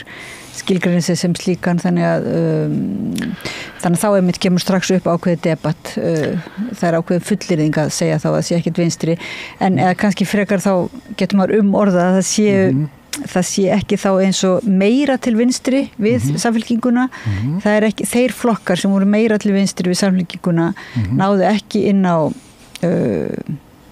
þing þannig að þetta aðhald sem að vinstri flokkar og allir flokkar þurfa að það þurfi þá væntanlega að koma sko utan þings, utan frá einhver leiti núna Jú, ég meina það náttúrulega ekki margir aðri möguleikar í stöðunin en þessi flokkar komnir út og náttúrulega munu skoða það hvort það sem sagt með hvaða hætti þeir allir eða sameinaðir einhvern veginn öðruvísi koma sér aftur inn og hvernig utan Alþingis hægt að halda uppi sem sagt einhverju svoleiðis starfi sérstaklega maður missir styrki og svona eins og vinstri grænir En hvað með sko trúir þú á svona þessa samræðu til dæmis hvað vinstri og að skilgreina það núna á þessum tíma núna þegar segjum við svo að þessir svokölluðu vinstri flokkar ætla að reyna efla sig fyrir næstu sókn og nú kemur þú einmitt innan úr svona akademíunni þar sem mikið skilgreiningar. Heldur það ekki sé hjálplegt fyrir vinstri hreyfinguna að leggjast í svona endurskilgreiningar og pæli í því hvort það eigi að nota hægri og vinstri og hvaða kvarðar að nota og svoleiðis? Einmitt. Ég náttúrulega að því að ég svona tengdur háskólasamfélaginu og þessar skilgreiningar eru náttúrulega svona það sem að fólk gerir þar aðalega og ef við erum að tala málefni eins og kannski gasa og svoleiðis innan háskólasamfélags þá náttúrulega gæti svo umræða innan akademíunar endað í einhverjum svona skilgreiningum og þá sem að kannski líka bara möguleikar, þú veist, fólk sem að vinnur við að tala og með orð að þú veist, þú getur ekki þú hefur ekki upp á margt annað að bjóða nema þú náttúrulega farir út úr akademíun og gerir einhver aðra hluti en þetta það sem að akademían býður upp á og svo það maður alltaf á móti síðan þar maður að hugsa sér bara kannski fólkið sem að sem sagt í þessari stöðu þó að það sé erfitt og þetta sé fjarlægt og svoleiðis og maður þarf að ímynda sér eða maður þarf allavega taka einhver tíma í að velta fyrir sér sem sagt hversu miklu máli skiptir það fyrir þetta fólk hvort að ég skilgreini þetta svona eða hinsegin, þú veist hvað á ég að nota mikla orku í þetta og ég svona hefur í stjórnmálum hefur reynt að gera þetta þannig að sem sagt við erum náttúrulega heppin hérna á Íslandi að við sem sagt mörg komum úr svona blönduðum fjölskyldum þar sem ekki allir bara úr einhverju einu umhverfi heldur svona á maður alls konar bibba og bibbur í fjölskyldunum sem að koma úr ólíkum áttum þannig að maður hefur oft einhverja svona einsýn og nú ég tapað þræðinum, þú ætlar að setja mig aftur inn, hvað var á talum? Já, hversu langa tíma til dæmis, hvort það ekki, hvað þjóðumorði á skilgreiningar, þá getur leiftir að vera upp í sófa pæli. Já, þessar skilgreiningar, ég það bara reynt að hugsa svolítið út frá til dæmis ömmu minni sem var skúringakona á spítala og svona hún, ég veit nú, minni nú, hún hefur stundum kosið einhverja herramenn sem að henni fannst einhvern veginn svona viðkunnarlegir, svolítið myndarlegir líka og svona einn ástæði líka og svo var hún svolítið svekkt að því að svo var niðurskurður á einhverju sviði sem kom sér illa fyrir hann og var svolítið hissa að því að henni fannst þessi herramaður einhvern veginn svo viðkunnarlegur og myndarlegur og sko mér finnst í rauninni sem sagt, þú veist, þetta í aðendingu það sem að skiptir, þetta það sem að skiptir máli, ég menna, segjum það að amma mín hafi út af þessu, þetta hafi ekki komið sér vel fyrir hana, þetta það sem að skiptir máli finnst mér, það hvort að sko vinstri, einhverjum svona innanhússlag eða sem sagt slag þú veist, hver vinstri, hver rétta vinstri og eitthvað svona, náttúrulega, að maður hefur búið í Þýskalandi og þekkir aðeins svona sögu svona deilur vinstrimanna sem sett í Weimar-lýðveldinu og svona þar sem þú ert að hugsa sko hvort verra þú veist að komi til valda sem sett foringinn en að þú farir í einhverja samvinnu við vittlausa vinstrið þú veist þetta náttúrulega svona það sem að ég held maður verði að vera svolítið svona gagnrýnin á sem sagt þetta svona skilgreiningar sem sagt vinnu sem að hún náttúrulega eðlileg, ég menna við náttúrulega gerum þetta bara mjög víða í lífinu, við erum að þú veist, viljum ekki fara þarna þú veist, í þessa sundlega því að þú veist, það svo mikið svona og við viljum ekki gangi þessum fötum að því að auðvitað svo sem eðlilegt að fólk líka á stjórnmálavettvangi sé með einhverja svona hugmyndir þú ert með sem sagt einhverja ákveðna skoðun svo eitthvað annað framboð þú þarft að sem sagt kerfið líka þvingar þig til að vera með einhverja stöðu sem frábrugðin og getur ekki verið með eins stjórnmálastefnu og annar flokkur, það bara gengur ekki og það náttúrulega til dæmis sambærilegt háskólasamfélaginu og þú getur ekki búið til nýja fræðigrein sem alveg eins og einhver önnur fræðigrein, það bara gengur ekki þú verður að vera með annarkvort aðferð sem ólík og og viðfangsefni náttúrulega en til dæmis að þú bara með viðfangsefni eins og segir að ég er með Austur-Evrópufræði þannig bara nægir ekki til að vera sér fræðigrein og fer að kenna það en allir segja þú veist, þú ert með sömu aðferðir og félagsvísni þannig að og þú ert náttúrulega í svona stjórnmála litrónu ertu náttúrulega í þessari vinnu og þú getur séð þetta svolítið svona sýnist sem sagt og brosa svolítið aðeins og annars vegar, en þá má maður náttúrulega ekki gleyma á sama tíma að það sem sagt fólk sem trúir því að þetta rétta vinstri leiðin sem sagt og það alveg heilsuga í því og alveg mjög hart á því að sem sagt hinn vinstri alternatífin sé alveg kolröng og það væri bara, þú veist, sem sagt, svona, en svo náttúrulega maður lendir í eins og þeir flokkar núna sem að duttu út og þá náttúrulega eins og þýski heimspekingurinn Nietzsche segir að þá náttúrulega gerir stundum að maður gerir neyð að dyggð sem sagt, þannig að maður þá maður allt í einu tilbúin að sameina, en það náttúrulega því maður komin í neyðarstöðu og þá maður tilbúin að endurhugsa þessar skilgreiningar og þessar veggi sem voru áður. En þetta ekki svolítið, þegar þú ert að lýsa þessu svolítið andstæðið svið þar að segja akademían þar sem að gengur allt út á að vera mitt frumlegur og skilgreina þín og vera ólíkur þeim sem á undan kom og þú þarft að vera með eitthvað sérstakt sjónarhorn af því sem þú ert að verja eða kynna. Og svo hins vegar þessum stjórnmálaflokkum þar sem að þú þarft eiginlega, það óþarf að vera með mjög mikið frumleika innan flokksins kannski, þú veist, að því það get ekki allir verið að hugsa alltaf allt upp á nýtt, að það verður að vera einhver svona sameiginlega ákvörðun einhverja stefnu, en svo verðist nú samt kreddan vera kannski meira þá í pólitíkinni og þetta líka í akademíunni, oft fólk verður svona trúarlega svolítið þegar það er búið þá að definera sitt, verður þá þegar tilrauna mennskan og þessi svona verðandi sem þú hefur líka skrifaðum hjá Nietzsche þess að líta á kannski heimspekiiðkunina meira sem verðandi og hreyfingu heldur en sem svona eitthvað eitt sem að maður ver eða fer í stríð, eitthvað eina vöru eða verðmæti sem eru varin. Þannig að núna kannski reynir svolítið á það einmitt í vinstrinu að endur skilgreina sig ekki að taka upp eina kreddu fyrir aðra eða svoleiðis heldur, það ekki þá líka bara samræðan, gamla góða trúin á samræðuna og... Já, ég myndi gera ráð fyrir því að þú veist, þessi aðgreiningaþörf sem eins og vorum að tala aðan bæði til staða bara almennt í samfélaginu, við höfum þörf fyrir að greina okkur frá öðrum.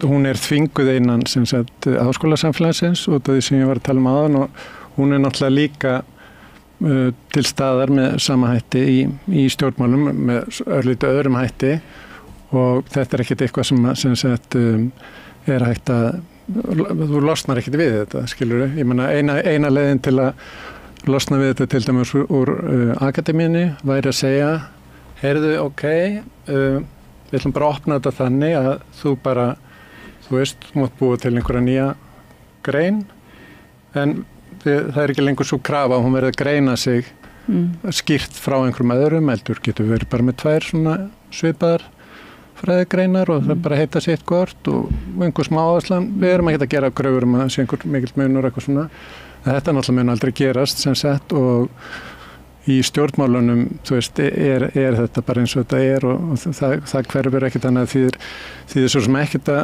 velta held ég fyrir sér einhverjum mögulegum breytingum og einhvern veginn þar, þetta meira svona eins og í heimspekinni þetta voðalega mikið að svona bara vera meðvituð það hvernig hlutirnir eru en svona... En það samt svona mjög svolítið athyglisvert þetta með valkostina við erum að reyna eins og að skýra valkostina og það óánægja með til dæmis þá flokka sem að komið fram og voru ekki kannski hreinskilnir með sína stefnu raunverulega fólk í einhvers konar minni myndum en að sjálfstæðisflokkurinn var að segja eitt í menntamálum en hafði gert allt annað eitthvað svo leiðis og í mörgum málum og ekki bara sjálfstæðismenn heldur ímsir og þannig þá svona hugmyndin að skýra valkostina og þá kom upp svona kosningapróf til dæmis og búa til svona skilti og hver á móti taka Evrópusambandi, taka svona stikkpröfur og þjóðarmorðið og Evrópumálin og þetta og hitt en þetta var svona mjög gat verið ruglandi og þá hugsaði maður einmitt í Bandaríkjana þar sem eru bara 2 valkostir en þeir sem að kannski hefðu verið með Kamala Harris í liði gátu ekki verið með henni í liði af því að hún gat ekki viðurkennt að það væri þjóðarmorð í Palestínu og það til dæmis ruglaði mjög mikið fannst manni umræðuna forsetakosningarnar. Já. Og þannig að ég veit svo margt einhvern veginn núna, kannski hefur þetta alltaf verið svona, en mér leið svona eins og við værum tóltið, og svo talað þetta, svo kom þessi kosningarannsókn núna sem Ólafur Harðarson og fleiri eru búin að vera að tala og þá þessir ásar búin að vera að tala menningar ásin og þetta frjálslindið sem leggst sem sagt þvert á vinstri og hægri kvarðan og svo talað pólariseringuna og svona ég nú ekki frá því að bara mann séu bara yfirleitt og mann séu bara hansi ringlaður í þessu einhvern veginn. Jú. En ég meina, þetta náttúrulega, þetta dæmi svo tekum að Harris til dæmis, ég meina, þetta náttúrulega svolítið svona þetta típiska sem sagt aftur, þú veist, það svona skilgreiningar atrið, þú veist, geturu tala við þessa, geturu starfa með þessum ef viðkomandi á einu sviði af 10 segir X sem sagt, þú veist, og það náttúrulega til dæmis það sem að sem sagt eins og með Ingu Sæland við kannski komum inn á það eftir, þú veist að ef að einn flokkur og ég reyna að hugsa þetta svona áfram bara út frá minni sem sagt ömmu sem sagt að þar sem sagt gæti ef einhverju flokkar og einhverjum vinstri væng segja þú veist við ætlum að gera meira fyrir fólk sem á lítinn pening og í erfiðri aðstöðu og hefði verið frábært fyrir hana að fá inn einhverja flokka sem að hefðu gert eitthvað þannig að bara hennar persónulegi hagur hefði lagast eða mér hefði þótt það mjög jákvætt en svo náttúrulega sem sagt vandinn að hluta til að þetta fólk sem að á þessum sem sagt vinstri væng að þetta náttúrulega svona mikið af hugsandi fólki sem alls konar sterkar skoðanir og eitthvað svo leiðis þannig að ef að einhver í flokki sem nálægt þér á einhver einu sviði með eitthvað sem frá þínum bæjardyrum séð bara algjört no-go þá það bara búið skilur og það náttúrulega svo sem annars vegar myndi ég segja skiljanlegt ég menna þú veist, þú hefur sterka afstöðu í til dæmis Palestínu-Ísraelsmálinu þú hefur finnst ræður illa við flokkar sem að tala óvarlega útlendinga til dæmis og það skiljanlegt að þú veist það komi bara upp árekstrar og þá þetta bara búið og þá getur ekkert orðið en fyrir svona konu eins og ömmu mína þá það náttúrulega leiðilegt sem sagt en þannig að hún þá þessi möguleiki á því að hennar hagur sem ómenntaðri sem sagt konu hefði lagast sá möguleiki dettur út vegna þess að fólkið sem að í þessu vinstri snakki og að posísjonera sig sem sagt staðsetja sig með ólíkum hætti í einhverjum svona spektrum og þolir ekki þess afstöðu að það lendir alltaf á vegg þannig að En ertu að menna líka það kannski að heldur þú að hún hefði kosið til dæmis hefði verið líklegri að kjósa vinstri flokk til dæmis bara verkalýðsflokk ef að sá flokkur hefði beinlínis talað til hennar aðstæðina og talað hennar aðstæður svona meiri bara verkalýðs og ekki verið að tala líka kynhneigð og stríðsástand og svoleiðis ef hún bara haldið sér við heldur að það eða hefði það kannski ekki einu sinni verið nóg af því hún vill ekki einu sinni samsama sig kannski því að vera verkalýður eða hvað Ég held að þar það sem að gera þetta aðeins flóknara að fólk sem sagt þegar það held ég kýs og tekur svona afstöðu og það getur verið kannski ólíkt milli stétta en sem sagt ég held að það svolítið vanmeti stundum sem sagt hversu mikilvægt fyrir þig að sem sagt sá sem að þú kýst eða tengir þig við að svo persóna tali eins og þér finnist eða þú tengir við bara hvernig þú segir þetta eða hvernig þú kemur fram eða svo leis þetta með þú veist að einhverjir hefði útskýrt fyrir ömmu minni þú veist, þú ert í þessari stöðu og eitthvað svona þú verður til þess að ef við að reyna að laga þetta fyrir þig og þú átt að geta þú veist, eldað eitthvað annað en ódýrt súpukjöt eða eitthvað, þú veist, að þá ætturu, þú veist, að kannski veðja á þessa flokka því að þeir eru líklegastir þá til að hjálpa þér. En það sem ég held að sé raunin hjá mörgum er og það við sem sagt, kannski finnst þetta fólk eins og Donald Trump og aðri slíkir einstaklingar svolítið erfiðir að því að við erum bara vön því og umgangur svo mikið af fólki sem að til samanburða svo fáað og er mikið vön þessum látum og þessum svona dónalegri svona framkomu og einhvern veginn að það getur verið mjög mikilvægt held ég fyrir þig sko bara hvernig sko persónan talar, hvernig hún kemur fram og þú einhvern veginn, ég held að það skipti oft sko miklu meira máli heldur en að þú sjáir bara á blaði, ok, þessi sem sagt flokkur sá flokkur sem að, og þetta á kannski get ég ímynda mér kannski frekar við sem sagt hópa í samfélaginu eins og ömmu mína og ég held að þetta sé kannski ég hef minni áhyggjur af því að fólk sem hefur það mjög gott í samfélaginu og sem sagt að það passi ekki upp á að kjósa þá flokka sem að muni sem sagt vinna þér í hag, hvað varðar þú veist þinn efnahag, kannski þinn fyrirtækjarekstur og svona, ég held að það fólk passi oft mjög vel upp á það og ég hef ekki svo miklar áhyggjur af því að en mér fannst þú ert að meina þá raunverulega sjálf með því að vera sko í lágstétt og hérna þurfa að berjast fyrir bara framfærslu sinni og sinnar fjölskyldu það hérna vegna líka fordóma, almennra fordóma í samfélaginu að þá sé kannski sjálfsmatið ekki nógu gott og þar með kannski þú ert að vísa í ömmu þína þá kannski hallist hún að því að kjósa eitthvað sem hún treystir og finnst henni líði eins og þau séu saman í liði, einhver tali til hennar svona einhvern veginn og það þetta tröst bara og finnist en ekki einhver sem með útreiknað með lausnina fyrir hana að hún ekki að fara þanga heldur meira svona bara að finnast í stemningunni.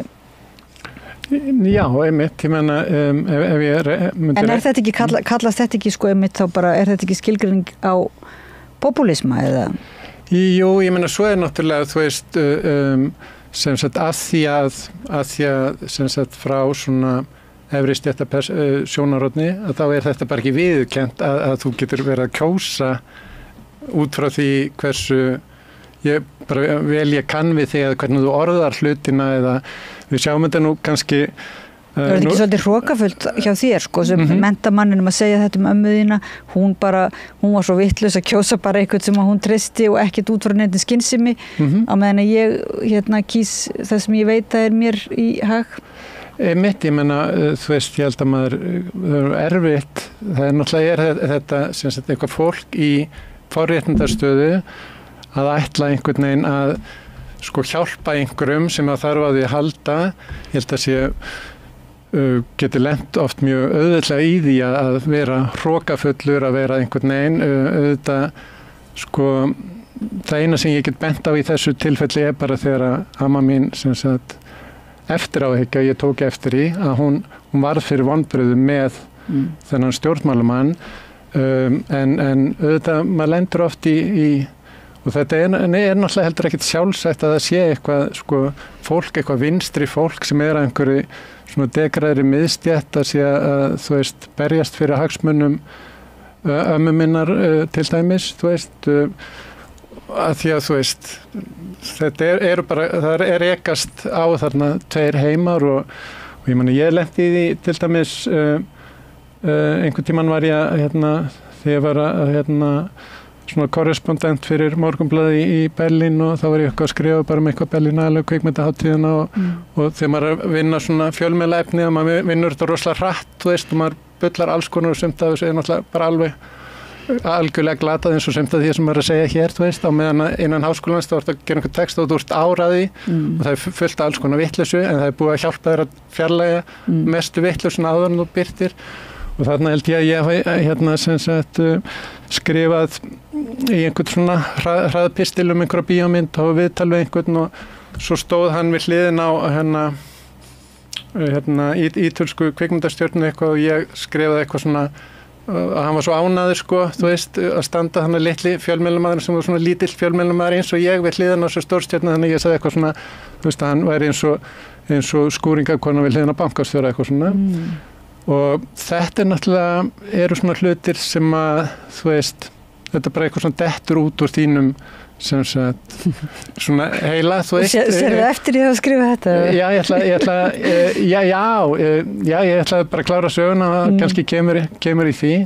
Svo náttúrulega frétti ég ekki gegnum, sem sagt, ömmu mína beint, heldur móðu mína, af því hún hefði talið hana, og hún spurði sem sagt, en Davíð, hann veit að ég er skúringakona, sem sagt, þannig að þar ertu með, sko, þú veist, við notum eitthvað orðalag, við erum í einhverjum hugmyndaheimi, við tölum og eitthvað notum myndlíkingar og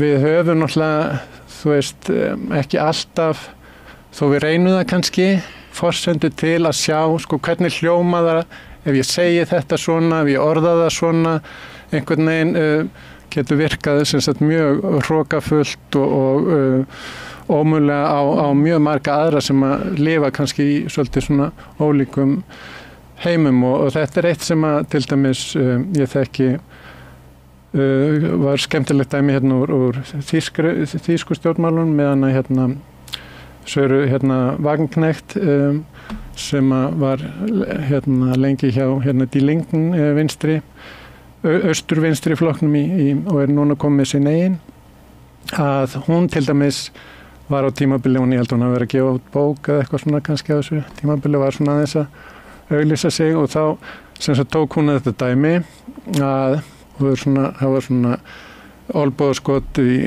átti græningja og það var sem sagt að þýski græningjar sem sagt voru eitthvað svona að gera athugasemd við að það var sem sagt sósa sem að Knorr fyrirtæki gerði og kallaði sígauna sósu og við náttúrulega áttum okkur mjög vel á því í dag að þú veist, þú getur ekki sem sagt búið til einhverja pakkasósu sem að heitir það og sem sagt eitthvað fólk úr til dæmis græna flokknum hefði þá gert athugasemd við það en þá sem sagt hún þá á móti svona til að marka stöðu sína sem vinstri kona sem sagt í Þýskalandi og frá græningum svona fór að tala það að þú veist, þetta sé nú ekkert svo slæmt vegna þess að aðalatrið sé að þetta fólk hjá þessu fyrirtæki Knorr, þú veist, annars vegar var þessu breytt og þetta heitir núna ungverska sósan eða eitthvað svona, sem heitir politically correct nafni, en hún heldur í fram sem að ég veit svo sem eitt hvort það er rétt á sama tíma, þú veist, hafi fyrirtækið lækkað laun þessa fólk sem að, og þarna ertu náttúrulega með svona típist svona vinstri dilemma sem sagt, þú veist annars vegar með fólk sem að vinnur við ömulegar aðstæður það væri gott ef að einhver myndi beita sér á þeim vettvangi, kannski einhver flokkur og er náttúrulega alltaf fullt af fólki að vinna í því annars vegar síðan eins og ég var að tala áðan með ömmu mína og þú veist þegar maður svona talar óvarlega það verður náttúrulega mjög gott ef einhver fylgist með því líka að maður sé ekki að tala óvarlega sem sagt aðra hópa jafnvel þó maður meina ekkit sem sagt illt með því þannig að þarna ertu komið sko tvær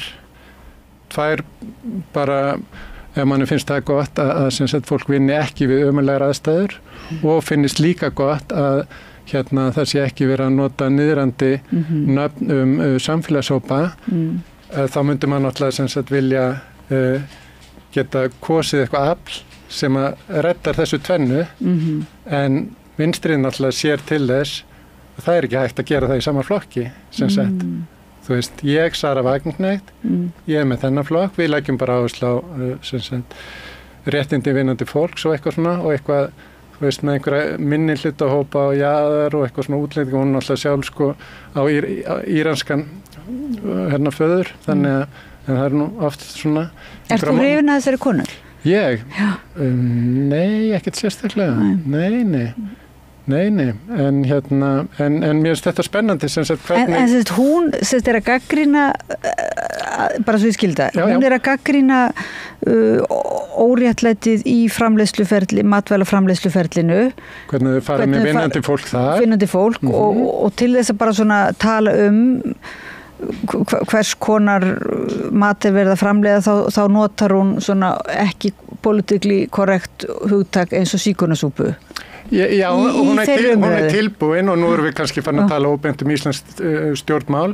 Hún er tilbúin að taka inn vegna þess að hún gerir ráð fyrir eins og margir kannski vinstri flokkar hafa svona undanförnum árum víðar líka í Evrópu velt fyrir sig vantanlega. Akkuru gengur sem sagt gömlu sem sagt mörgum svona hægri frekar öfgaflokkum vel að fá fólk svona af þessari stétt til að kjósa sig. Ættum við ekki líka að sem sagt færa okkur aðeins í þá átt. Grænir í Þýskalandi gera það ekki en ég Sara Wagenknecht ætla að gera það akkuru vegna þess, ég menn hún er náttúrulega sjálfur útlendingur hálfur og ég get ekki ímyndað mér hún í neinum sérstökum vandræðum með útlendinga og ekki einu svona með minnihlutahópa heldur ég sé bara velta fyrir sér hvernig ná hún þessum atkvæðum sem að náttúrulega í Austur-Þýskalandi fóru rosalega sterkt og fara enn sem til hægri og þar held ég að við séum komin svona að kjarnamálsins með sem sagt þetta með hvernig þú kýst sem sagt svona ekki bara alltaf að ég held að eitthvað vinstra fólk hefur orðið hissa þegar það sá að fólk kannski í gamla daga sem að kaus einhver svona vinstri flokka og var vinnandi flokka eitthvað svona gat bara fært sig yfir til hægri skilur við að þú ert einhver svona miðstjættar manneskja og þú ert með einhver svona prinsip þú veist að þér þá finnst þetta skrýta og getur eitthvað svona stokkið þarna á milli en þar held ég að þar sé akkurat vanmetið þetta að það sem sagt vinstriði held ég hafi gert í gamla daga svona var þetta að þú sem sagt ert að tala fyrir hönd einhvers fólk sem er oft farið ekkit rosalega vel með og vinstri stemningin í gamla daga var oft talað einhverja helvítis kapitalistarnir og það var svona þetta orðbragð svona sem að veist þið kannski ekki til fyrirmyndar en það var þetta samt þessi þú veist og þar held ég að sko fólk getur speglað sig í því Andstæðingurinn er vel skilgreindur það er raunverulega auðvaldsstéttirnar versus þeirra örugarnir en núna er þetta að meina að núna er þá í vinstrihreyfingunni eru andstæðingarnir sko bæði stórfyrirtækin auðvaldið og útlendingahattararnir og homofóbíu fólkið og sem sagt það eru ýmsir andstæðingar sem er svolítið erfitt að segja það sé erfitt fyrir vinstriflokkana að sameina þetta eða ekkert endlega erfitt að þeir hafa ekki að meina að þeir hafa ekki eins og viljað eða hvað eða þeir hafi verið umverulega fórnað þessu það væri alveg hægt að hafa þetta allt saman en til dæmis ef við lítum á þá flokka sem eru núna að reyna að mynda stjórn þá hafa þeir svolítið gert allir er það ekki pínlega málamiðlun við útlendinga, hinn svo kallu útlendingamál. Jú, mismikið eða hvað, væri það ekki sanngjarnt að segja það? Jú. En ég meina, það er náttúrulega sem sagt strategist, en ég held að það sem gerist þarna vinstrivagnum þegar kemur upp þessi svona nýja miðja í vinstrinu og hérna eins og í þýskum stjórnmálum að geta skórað, þú veist að kannski í gamla dag voru einhverjir íslenskir vinstrimenn hérna keyrðu á einhverju lötu sem að þurfti að íta á stað og eitthvað svona, þú veist, og eitthvað maður fólksins og eitthvað svona, þá byrjaður meira þetta eins og Schröder og verður í flottum ítölskum jakkafötum og lætur myndað einhvern veginn þannig og svo kannski kemur þetta sem að Wagenknecht er að svona í að og ég sé ekki sammálanni á engan hátt það en þetta þú veist að sko eitthvað fólk sé fast í einhverjum svona sko einhverjum orða eða þú veist orðhengilsháttur eða þú veist einhvern veginn að leggja áherslu á einhverja sko hluti sem að mér finnst vissulega eftir að leggja áherslu á sem sagt en það er svo mikið þetta annarkvort eða sko og á meðan að þú veist þá svona menn kannski meira svona hægri aukavengnum tala, þú veist, það sem ég reyna að segja er það skiptir ekki öllu máli hvað þú sem sagt segir innihaldslega bara, heldur skiptir máli hvernig þú segir að þú lifir kannski, býrðu einhver aðstæður sem eru svolítið elvitis fucking fuck, þú veist, og það skiptir þið máli að flokkurinn sem að þú mögulega kýst að sko þú heyrir það þegar fulltrúar hans tala að það sé eitthvað helvitis fucking fuck eða ég meina, þú veist, og þú veist hvort það eru nú kapitalistarnir eða útlendingarnir eða eitthvað, manni finnst það svolítið skrítið að því mér finnst þetta að vera svo ólíkt sem sagt, þetta er svo ólíkir hópar en það virkar þannig á mig að sko hluti af þessari tilfinningu, hvernig þú getur tengt þig bara sem þessi reiði, þannig að þetta færa hana á milli sko. Mér finnst þetta eitthvað svo mér finnst þetta einhvern veginn eins og það sé svo augljóst allumis orsök útlendinga, svo kallaðs útlendingavanda eða svoleiðis, sé líka ákveðin sko, þessi sama forgangsröðunin sem þar, óvinnurinn og það að segja, ég reyna að segja að sá sem í neðstu stétt í einu landi sé í sama liði og sá sem kemur til dæmis flótta fólk eða innflytjendur sem lenda oft í lægstu stétt og það er náttúrulega hræðilegt þegar maður er búin að vera að heyra hérna það er verið að beinlínis með áróðri búið að vera síðust árin hérna að etja þessum hópum saman sko en manni finnst þess að þessi augljóst að þetta fari saman sem sagt þannig að manni finnst einhvern veginn eins og vinstriflokkar þurfi ekki að velja á milli sko en kannski svo segir þegar að Hólminn er komið í einhverju svona kosningabaráttu og í orðræðu að ekki að þá þurfi kannski að velja aðeins á milli eða hvað það, svona...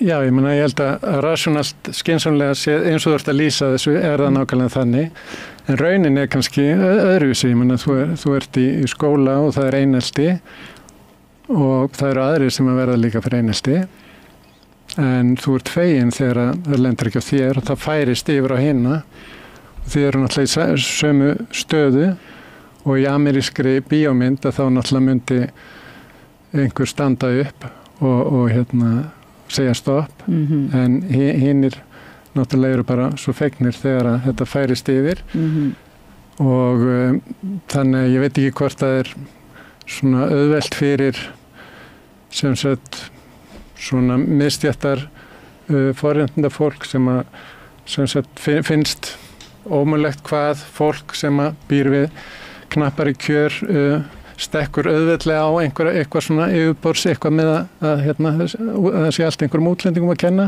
sem það er augljóslega ekki en akkur virkar þetta sem sagt ég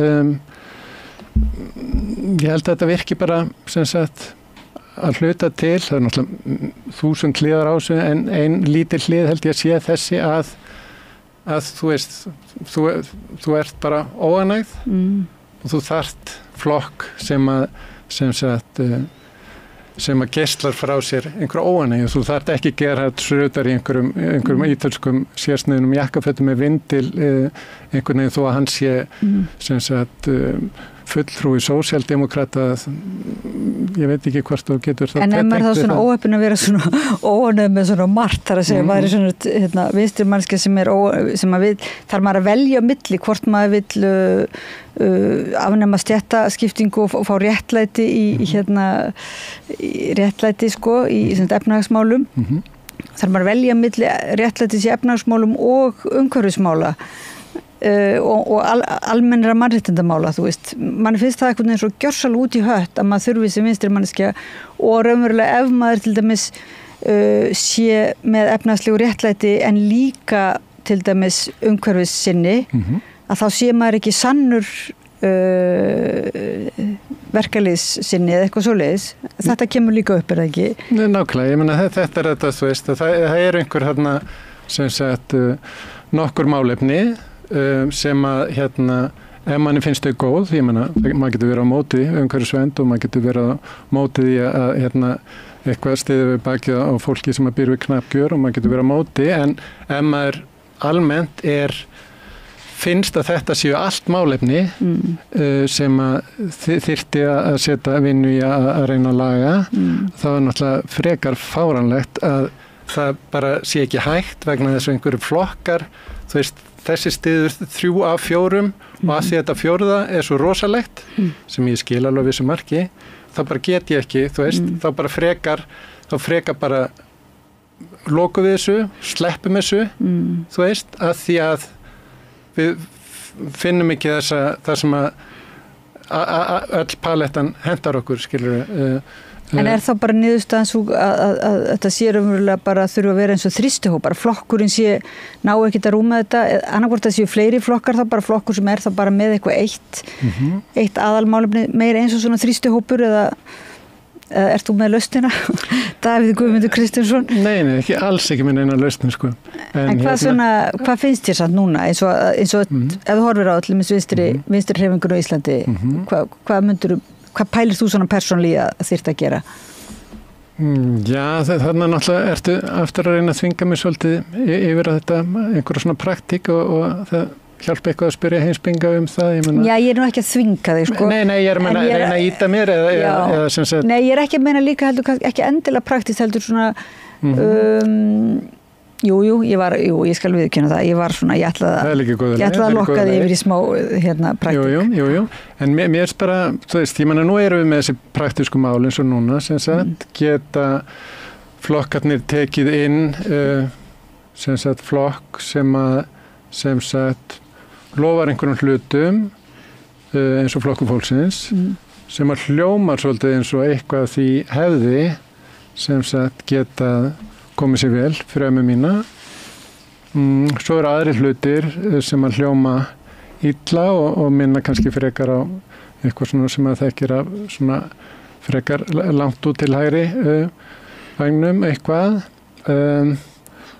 Og hvernig, sko, hver verður þá niðurstöðun fyrir ömmu mína þó hún sé náttúrulega í mildtíðinni komið til Englanda en þetta sem sagt, sko, mun þetta þá stranda á því að fólk sem er með prinsip, þú veist, að það segir, þú veist, ég menna við, þú veist, ok, við sjáum, það eru þarna, þú veist, einhverjir sniðpunktar eða eitthvað, en þetta er bara prinsipmál, ég menna, eitthvað svona billegt útlendinga,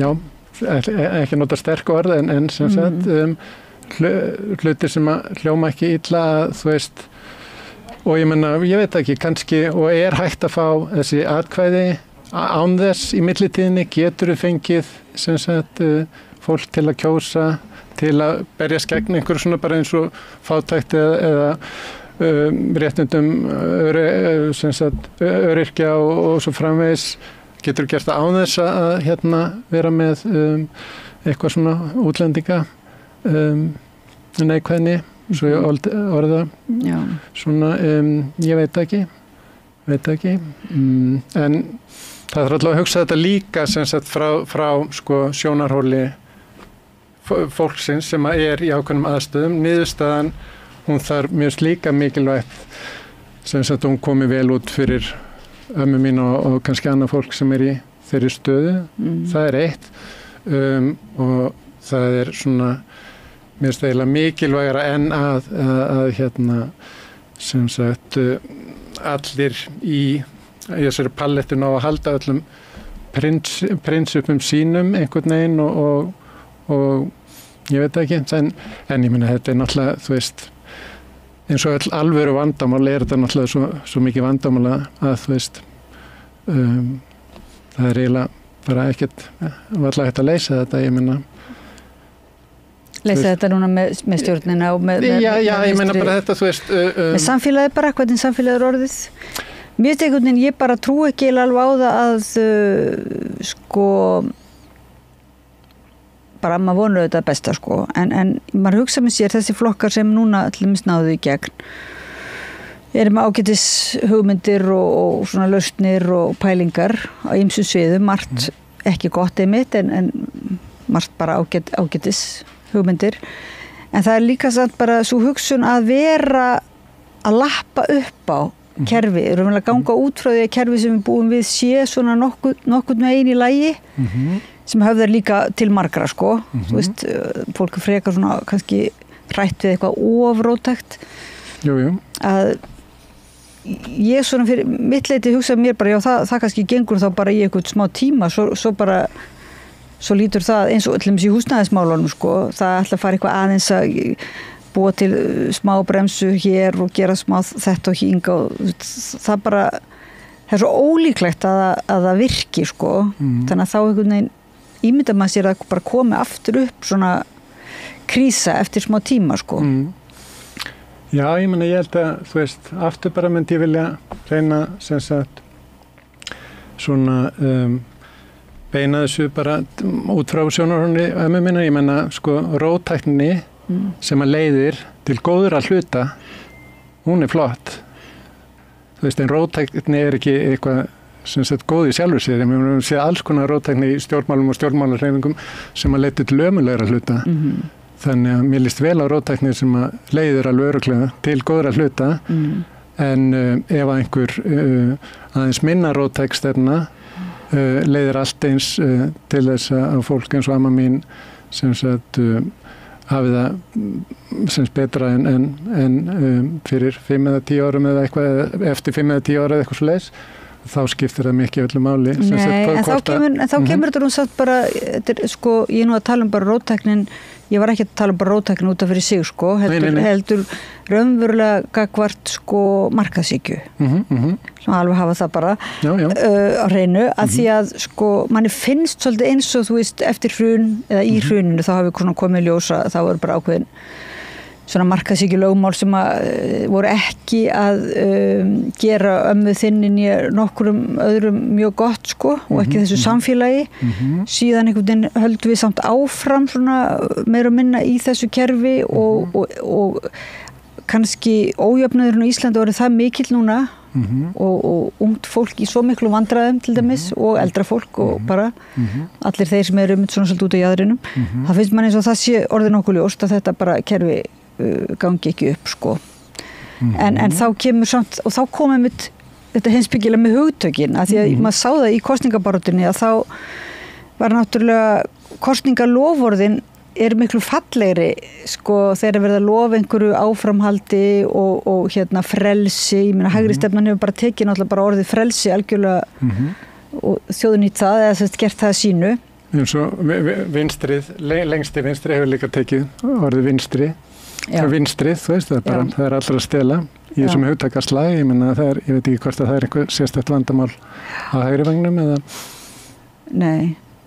Já, hvað er að stela, bítast að hver er mest til vinstri. Já, bara mitt vinstri er rétta vinstri og allt hitt er ekki vinstri, ég meina þetta er náttúrulega svona, þú veist, þetta er svona einhver slagur en slagurinn að lækka skatta til dæmis, sem að þegar þú aðeins skoðar það á blaðinu, þarna kemur ljós að það er raunverulega verið að hækka skatta á þig og ömmuna. Einmitt. Það eru náttúrulega áþreifanlega, þetta er eitthvað svona sem er bara borðinu, hitt svo mikið, þú veist að toga eitthvað fram og tilbaka en fólk eyðir samt kannski full miklum tíma stundum í akkurat þetta og væri þetta eyða meiri tíma í hitt þetta áþreifanlega. Finnst manni stundum, ég veit ekki. Já, þá allavega hljómar það ekki vel þegar einhver vinstriflokkar segist alltaf hækka skatta þá þótt að smáletri sé hækka skatta bara á auðhringina og ekki á einmitt ömmuna og skúringafólkið og ekki eins og millistétta og ekki á lítil fyrirtæki en það einhvern veginn heyrist ekki sko, það myndast bara strax þessi svona hækka skatta á alla og lækka skatta á alla. Jú, ég meina, já, það er náttúrulega einmitt þetta ýmsar leiðir svona til að stýra því hvað heyrist og heyrist ekki og alls konar kunstir í því sem að einmitt við svona skýjaglópar einhvern veginn í heimspekinni kannski er ekki besta fólkið til að vera með einhverjar ráðlingar þar, maður bara svona já. En finnur þú ekki samt svona til ábyrgðar í akademíunni að koma og útskýra til dæmis hérna er verið að meina þegar það er sagt frelsi hér er verið að tala þetta eða þegar fannstu ekki svona knúin í kosningabaráttunni til að skrifa blaðagreinar og... Nei, ég meina það er náttúrulega pirra mann ef maður er vanur einmitt svona vinnur í þessari skilgreininga vinnu þá náttúrulega á vettfangi þar sem að það svona, fólk leyfir sér að gera þetta frjálslega og náttúrulega í fjölmiðlum heldur ekki fyllt eftir, þú veist, maður vanur því innan háskóla samfélags að þú gerir einhver texta og svo sendur hann inn og það nokkri sem að skoða hann og ef þú segir bara eitthvað, þú veist, frelsið, þú veist, ég bara frelsið eitthvað, þú fær náttúrulega bara strax sko 10 spurningamerki, þú veist, þú að segja nákvæmlega hvað þú átt við, sem sett umræðin í samfélaginu og í fjölmiðlum líka, hún virkar ekki þannig og að því hún virkar ekki þannig að þá get ég náttúrulega farið inn og talað frelsi eða byltingu eða hvað það er og ég svona lendi ekki endilega í miklu vesenni með það þó að sem sagt, það sem að býra baki kannski ekki svo nákvæmt, það kannski bara jafnvel kostur fyrir mig í stjórnmálum að sem sagt, það sé ekki ofljóst nákvæmlega hvað ég við því að þá geta fleiri tengt sig við það sem ég segi. Já. Þetta náttúrulega mjög ólík lögmál sem sagt í akademíunni eða sem sagt það náttúrulega ætlast til þess að segir mjög skýrt nákvæmlega hvað ég við. Þú ert að segja að stundum hafi þetta einmitt svolítið unnið gegn kannski sérstaklega vinstri flokkum þar sem einhver nákvæmni í hugtakanótkun og það að fara að býta að það hefur raunverulega svolítið tekið bara orkuna úr umræðin grundvallamál og við sáum alltaf kannski svolítið eins og þegar kom upp svona alltaf nokkur mál eins og núna í kosningabaráttunni varðandi Þór Snæ til dæmis öll það umræðu og þá bara hættu menn að hugsa hinn skandalinn Jón Gunnarsson og svo leiðis þannig að það er svo einhvern veginn auðvelt að afvegaleiða umræðinu sko en samt er erfitt kannski að fara eltað ekki uppi og leggja bara til hliðar og segja bara já, við skulum tala þetta seinna einmitt út af prinsippunum. Já, ég meina það er náttúrulega, þú veist, þó að sé náttúrulega í hægri pólitík fullt af fólki með fullt af hugsjónum og það vantar ekki en svona mann finnst stundum að hann sé það ekki mjög vel til náttúrulega hefur maður stundum að tilfinninguna að sé á vinstri vagnum þessi sko sterkara þetta, þú veist, að þú ert með sko einu réttu lausnina, það er þetta rétta og allir hinnir eru svolítið vitlausir að hafa ekki fatt að þetta er akkurat rétta og svona almennt og þessi erfitt að alhæfa hefur maður stundum á tilfinningunni hægra megin að þar hefur fólk líka sterkar skoðanir og svona, en það er aðeins svona tilbúið bara, þú veist að það ekki bara tæta allt í sundur vegna þess að þú veist, einhver einn aðili þarna í þessu með einhverja eina skoðun sem að þú veist, á meðan að þetta svona hugsunarfólk á vinstri vagnum sko, já, það er svona meiri kannski rétttrúðar sinnar í neikvæðum skilningi, þú veist, þó að hugsunir eru náttúrulega frábærar, góðar og einhvern veginn, en ef það verður til þess að sko, þú bara tætir allt upp og það verður ekki neitt og neinu og þá var bara frábært fyrir þig að þú varst með réttu stefnuna og réttu hugsununa og blokkeraðir gagvart hinum en svo bara gerðist ekkert en þú hefur allavega rétt fyrir þenni, ég veit ekki alveg frá sjónarhóli þeirra sem að kjósa alltaf hvort þetta er hjálplegt. Vá. Davíð Guðmundur Kristinsson, aðjunkt í menntavísindasviði Háskóla Íslands, heimspekingur, kæra þakki fyrir að koma að rauðaborðinu og ræða svona vanda vinstrisins út frá sjónarhorni heimspekinnar, myndi ég segja, og sjónarhorni þess sem hefur fylgst með pólitík í Þýskalandi og víðar og mér finnst eins og við séum bara rétt að byrja en við höldum samræðin áfram og ég þakka hlustendum og áhorfendum fyrir að vera með okkur. Takk, við höldum áfram eftir smástund við rauðaborðið. Ertu á leið heim úr vinnu? Stilltu á FM 89,1.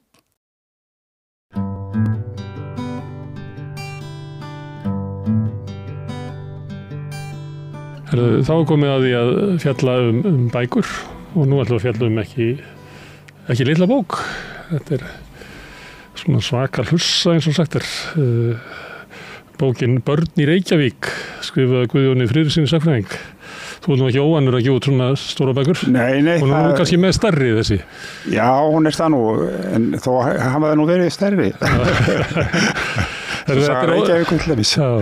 Þetta er áhugavert efni. Þetta fjallar Börn í Reykjavík frá svona seinni hluta 19. aldar til okkar daga. Já. Og það sem að mig eiginlega er forvitin að vita er bara hugmyndin eða fyrirbrigði barn, er það ekki allt öðruvísi, hvað ég var að segja, 1870 heldur en 2024? Jú, það má nú eiginlega segja, sko, það hefur náttúrulega orðið mikil þróun í bara réttindum barna. Já.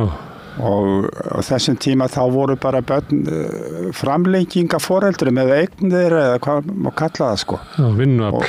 Já, vinnuafl meðal annars. Það var náttúrulega oft kærleikur en reyndi ekki alltaf. Nei.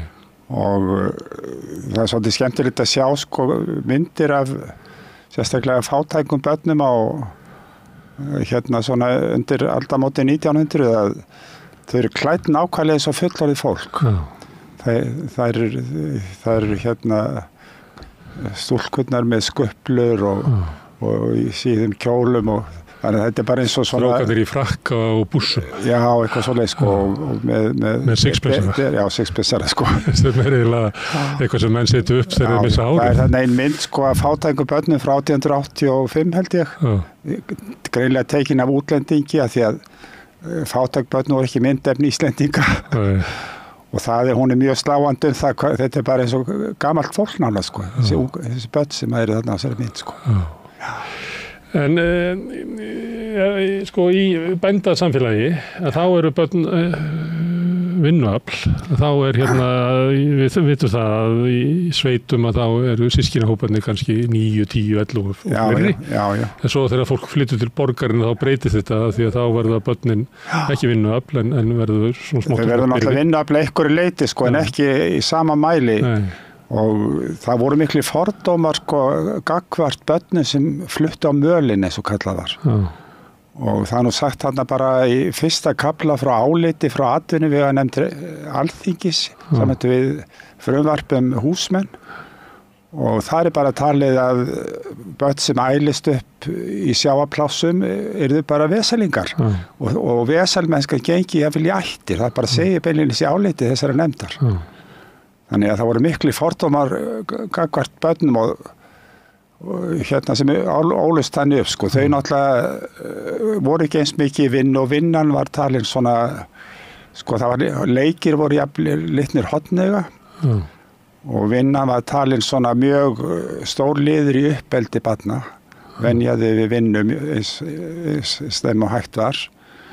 Og en þegar þau komu í stað svona eins og Reykjavík þá náttúrulega var vinnan ekki eins mikil þó að mörg væri reynda sett í vinnu. Það voru náttúrulega búskapur í Reykjavík líka þó að minna mæli væri inn í sveitunum og þau voru sérstaklega börn svona fátækra barna voru sett jafnvel í uppskipun og útskipun og alls konar fiskvinnu og mótteki og ég veit ekki hvað. Þannig að það var nú ekki þannig að þau væri algjörlega utan vinnu, sko. En það er nú í vinni ætt og nær bara fram yfir síðustu öld, að börn séu að vinna í saltfiski. Já. En hins vegar þá sko höfðu þau líka tíma til þess að leika sér og hópuðu saman og voru þá komnir út fyrir sjóndeildarhring foreldrarna, sko. Og það náttúrulega var ýmislegt sem að gerðist í svona hópum, sko, alls konar og þetta þótti alveg voðalegt, sko. Það verður frekar í borginni eða í bæjónum þar sem að verða til svona stóri barnahópar og barnaveröld frekar heldurinn í dreifðari sveitum. Já, og þar var möguleiki að fara í alls konar hópleiki sem að var kannski minni möguleiki á sveitunum bara vegna þess að það var miklu fleiri börn þar og maður sér það bara á barnabókum, sko, sem að maður las sjálfur sem ungur drengur að þær fjalluðu oft einhverja krakka sem hefur lent í vandræðum í Reykjavík, lent í einhverjum þjófnuðum eða eitthvað og voru svo send í sveit og þar urðu þau að manni. Já, þetta er líka, sko, þetta er svona ákveðin rómantísk hugmynd sveitina líka sem sko miðstöð menningar. Já, sem ég veit ekki hvort að við séum farin frá, en þetta Ég vorum að tala ástandið fyrir vikunni og þá var meðal annars lausnin að senda stúlkurnar í sveit Norðurland. Þá myndu það losna við sollin og verða betri manneskjum. Já. Og það var mjög algengt úrræði, sko, krakka sem lenti í einhverjum vandræðum, sko, kannski bara einhverjum smá þjófnuðum, oft vegna hungus og fátæktar. Að þau voru tekin bara hreinlega af foreldrum og send á sveitaheimili. til þess að reyna að koma til manns.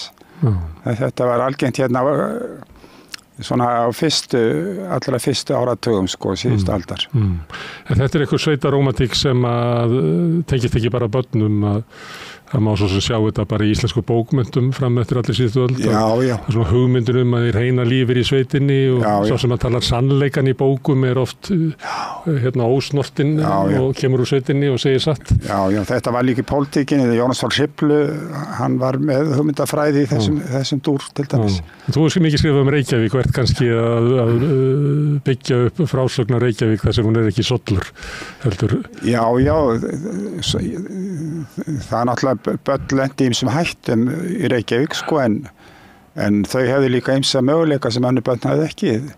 Þau voru hér innan fjölbreytt atvinnulíf og ég tala nú ekki á vorin og haustin þegar kom hér bændur í stórum stíl með fjársöfnuð og alls konar atvinnurekstur og þau kynntust náttúrulega komið erlend skip í höfnina, kynntist útlendingum og þannig að þetta var svona miklu fjölbreyttara líf að mörgu leyti. Og svo náttúrulega þegar skólahald hefst í Reykjavík þá náttúrulega læraði meira heldur en börn í sveitum í raun og veru sko. Og þannig að þetta var ekkit slæmt að alast upp og kannski miklu betra að mörgu leyti. En það kom það í ljós sko, það var gerð hér könnun 1930 kunnáttu barna og mörgum mentamönnum til mikillar undrunar þá komu börn í Reykjavík betur út heldur en börn í sveita. Þessu könnu og það var eiginlega þakka niður í þessu, þetta þótt ekki hæfi að birta dómbelli. Herru, þú nefndir að hérna fyrir 150 árum að þá hefur verið litið á börn sem eign foreldra sinna. En svo nefndur að barnaverndaryfirvöld færu og tækju börn af foreldrum og sendu. Þannig hefur eitthvað breyst. Þannig hefur verið þessu samfélagið í börnin. Hvað gerist þannig á milli? Já, sko, þetta nú náttúrulega það alls konar þróun í þessu sko og þegar ég kemur fram á sko síðari hluta síðustu aldar að þá farið að hugsa réttindi barna hreinlega. Og það eru sett ýmist lög sem að tryggja réttindi barna og það hefur færst í aukana bara fram á okkar tíma. Og það komin umboðsmaður barna sem á að gæta hagsmuna þeirra og það eru fleiri slíkar stofnanir sem huga að hagsmunum barna á allt annan hátt en áður var. En barnaverndarnefnd sem var nú fyrst stofnuð 1932 í Reykjavík, hún tók að sér börn sem voru talin hafa lent á villigötum eða voru á heimilum sem voru mikil óregla og eða mikil fátækt eða þau tóku þau börn gjarnan og sendu á sveitaheimili til þess að þau voru bara hreinlega tekin en það kom nú smá saman. Ég held að það hafi nú verið bara 1930 þá var nú komið ykkur lög þar sem bannað var að taka börn af foreldrum án þeirra samþykkis. Þannig að þetta svona smá saman færist nú í rétt átt. Og þetta heilmikil saga, það nú heill kafli þarna barnavernd.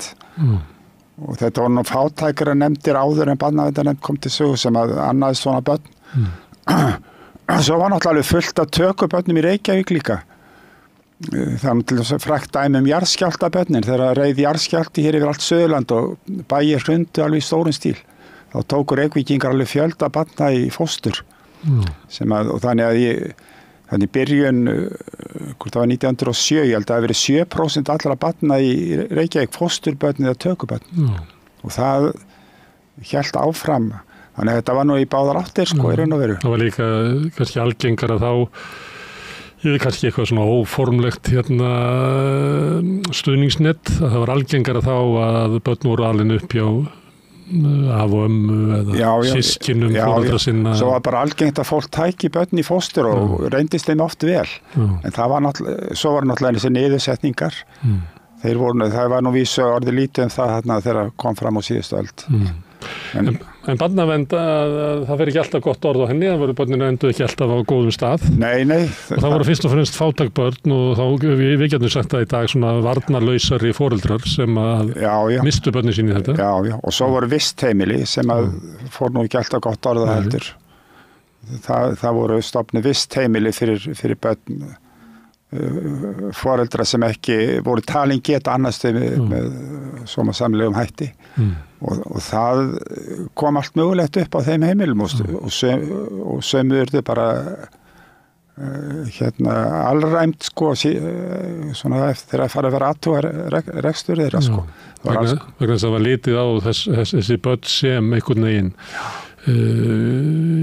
gölluð eða þau höfðu ekki alveg sama rétt eins og kannski fólk horfði á önnur börn. Já, vel forstöðumenn þessara heimila litu niður á þau og uppnefndu þau og niðurlæði á ýmsan hátt og svo var náttúrulega líka til í dæminu að það væri bara hreint kynferðislegt ofbeldi á ferðinni sko, það var líka. En þetta var töluvert umfang á þessu að taka börn. Já.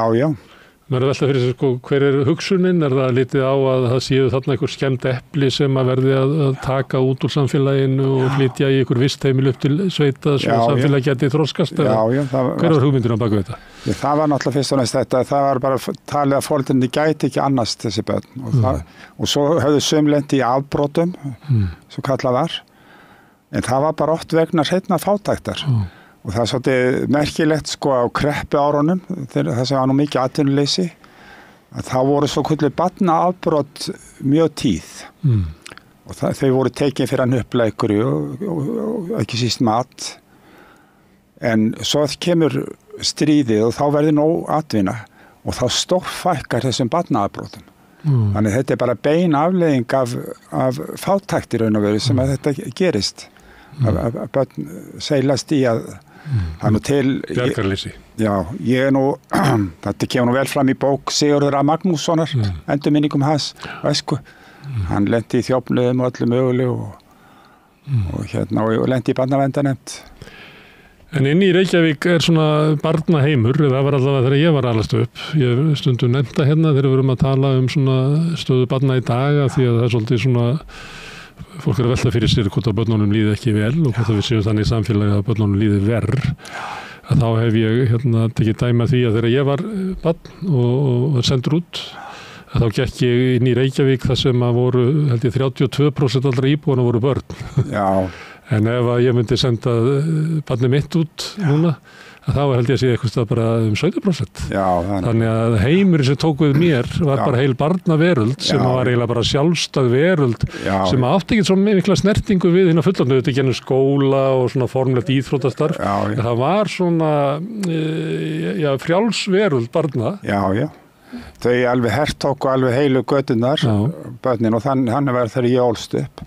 Þetta var bara heil barnaheimil, það var náttúrulega miklu meiri þrengsli í íbúðum þá og mæðurnar voru heima og það er náttúrulega það var miklu meiri vinna inn á heimilum þá, það er þurft að sauma og þvo og allt svoleiðis og vélvæðinga var ekki komin á sama stig eins og seinna var. Þannig að og þær áttu fleiri börn heldur en seinna varð. Og þær voru bara þeirri stundu fegnustar á morgnar að koma börnunum sínum út og þau voru síðan bara og svo bara rétt komið til að fá borða og svona og voru bara úti allan liðlangan daginn. Og skólarnir voru náttúrulega 2 og 3 setnir þannig að skólatíminn var stuttur. Það var kannski bara allavega í yngri bekkjónum 2-3 tímar á dag. Svo voru bara börnin úti allan guðslanga daginn og jáfnvel sko mjög ung börn, 5 til 7 ára sko. Þau voru bara út á götunni en það urðu slys mjög algengt, sérstaklega á þessum yngstu börnum sko. Ég held að margir á mínum aldri bara muna eftir einhverju sem að dó. Það kom fyrir sko að Bekkjarfélagið minn dó í Ellórabekk og í bílslysi. Það kom fyrir það voru 6-7 börn sem dæi á ári sko og þetta var miklu hærra hlutvarslega heldur þessi bandarískum sambærilegum bæjum sko eða borgum. Og það var bara því þau voru eftirlitslaus og þetta var náttúrulega óvitar allar með þessi yngstu börn. En hins vegar var þetta spennandi veröld fyrir okkur krakkana og alveg uppfull af alls konar leikjum og Það var komið hérna félagsfræðingar og verið að ræða þetta, til dæmis þessi frjálsi leikur sé eiginlega mikilvægt þetta sem börn hafi í þroska og sérstaklega í félagsþroska. Og þessi blönduðu hópar þar sem að þú ert að nefna 5 og 6 ára börnin, að þá voru þau oft í hópum með eldri börnum. Og það var svona náttúrulega misábyrg gæsla en það var einhvern veginn gæsla og taldi að þetta væri eitthvað sem að við ættum að velta fyrir okkur sko að við hefum mist út úr samfélaginu. Já, má alveg segja það sko. Þetta breytist sko, þetta svona alveg fram undir 1980 og sérstaklega var þetta mikið náttúrulega á vorin og haustin. Það voru allar götur alveg stútfullar af barnaskara má segja. Og svo náttúrulega veturnar í snjónum og allt það. En svona upp úr 1980 þá fer þetta að breytast og það eru margar ástæður fyrir því. Í fyrsta lagi þá náttúrulega verður rúm betra þau, það verða að stækka íbúðirnar og þannig að þau fá barnaherbyggi gjarnan sem ekki var kannski Sérherbyggi sem við vorum sískinni bara allt saman í samherbyggi. Við vorum 3 sískin og við sáum öll í Sennabergi foreldrarna sko þegar ég maður fyrst eftir. Og svo í öðru lagi þá náttúrulega eykst bílaumferðin alveg gríðarlega þannig að þetta var orðið miklu hættulegra. Og svo koma alls konar nýjungar, það koma til dæmis, það náttúrulega kemur sjónvarp og svo myndbönd og myndböndin verða bara eins konar barnapýr. Þá hægt að kaupa sem fara í næstu vídeolegu eða myndbandalegu og setja bara börnin fyrir framann sjónvarpstækið til að horfa á myndbönd og ég tala nú ekki eins og þegar tölvuleikirnir koma og snjallsímarnir og þetta allt saman. Það stungir við börninni svo snuði. Já. Og svo náttúrulega gerist það að skólatími fyrir að lengjast og enda með því að skólanir verða einsetnir og það aukið fjölgar alveg gríðarlega mikið framboði af alls konar tómstundum og námskeiðum og þess aftar. Börn nú til dags eru flest alveg upptekin frá morgni til kvölds skólanum og þau eru í tónlist og dansi og ég tala ekki íþróttum. Þetta var miklu minna þetta þegar ég var alltaf alast upp. Þó að væri náttúrulega krakka væri bæði tónlist og íþróttum og allt það en þetta bara miklu meira núna og þetta bara eins og sko, ég veit að bara barnabörnum mínum að þau eru bara í vinnu frá morgni til kvölds sko, og kannski bara ég vil ennþá meira en foreldrarnir. Þetta mjög mikið álag á þeim sko, að vera með í öllu. Í ballett og í fiðlu. Já, öllu mögulegu sko. Já, það það sem að ég var að vísa í áðan að menn að velta fyrir sér hvort að við mist svona hinn frjálsa leik sem að í gegnum tíðina, í gegnum aldirnar verið sko helsta þroskatækið. Ekki hinn skipulagði sko menntun eða skipulagði æfing. Og svo þið náttúrulega fyrir framann tölvuskjáin eða hvað það nú sko og þá þið bara ein sko. Það ekki félagskapur. En það náttúrulega kannski þroskandi leikir sumir sko sem þið eru í þar en þetta, maður sér ekki börn svona í útileikinu með helst á skólalóðu núna og þá undir stjórn kannski kennara eða fullorðina. En fólk eru óttast börn. Taldi að það væri nútíminn væri ekki góður við börn, ekki góður. Já. Og það í gegnum, þú nefndir svona refilstigu og svona þjófnaði og annað slíkt en síðan voru svona óvalda hópar. Já. Það var nú eitt af það voru alls konar óvalda hópar sem myndist meðal krakka. Ég var í svoleiðis hauskúpan á Seljavegi og svo þetta svo skrítið með svona barnahópa sem voru á götum úti að það svona ákveðnir, það verða svona myndast, þetta svo á dýrunum, þau helga sér ákveðið svæði og svo kannski næsta svæði, það er óvinasvæði. Já, það var rauði krossin var á Öldugötunni og svarta svipan á Meistaravöllum. Já. Þetta voru. Svo voru gerðar árásir inn á svæði hins. Ég ólst þetta upp á hornin á Barónsstíg og Leifsgötu og mitt svæði var sko fjölbýlishúsi Barónsstíg og svo efri hluti Leifsgötu. En við þekktum ekkert börnin á neðri hluta Leifsgötu sem er mjög stutt gata. Og svo töluðum við Grettisgötu skrílin og Braggaskrílin upp á Skólavörðuholti sko. Þannig að þetta svona, það urðu ákveðin lögmál sko, þetta meðal krakkana sem skemmtilegt að inn í þessari barnaveröld sem að kannski fullorðnir hafa ekki innsýn inn í, viti ekki þeir að ganga yfir landamæri. Já. Ég man eftir bardögum sko bara á í nýbyggingum, það sem við náttúrulega vorum alveg á fulli að klifra í nýbyggingum sko, vinnupöllum og alveg án eftirlits. Þannig að ég man eftir svona bardögum á göngum nýbyggingar Landspítalans sko. En það var nú ekki mikið úr því sko, þetta var nú meira svona kannski, það var nú sjaldgæft held ég að krakkar slösust í þessu en þetta var svona. Maður með einhverju ör eftir þetta en ekki með alla útlimi. Já, svo stegi maður á spýtur með nöglum og ég veit ekki hvað. En þetta hefur alveg gjörbreyting má segja. Ég reyna að lýsa þessu öllu í bókinu og svo ég með kafla hann leiki og leikfeng og allt mögulegt. En þessi svona ótti að börnin séu að spillast.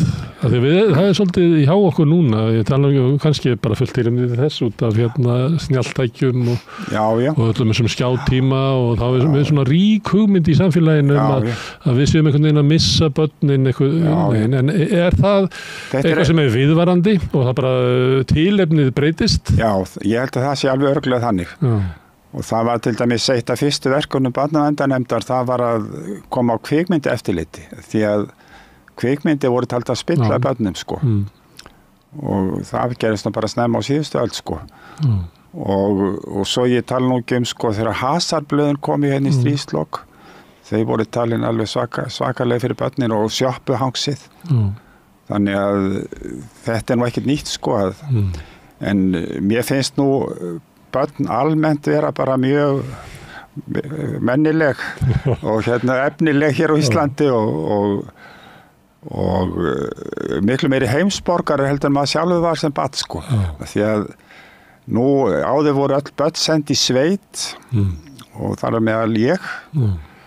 Það þótti bara alveg sjálfsagt mál og komaðum af bæjarsollinum sko, hafa þau í sveit á sumrin.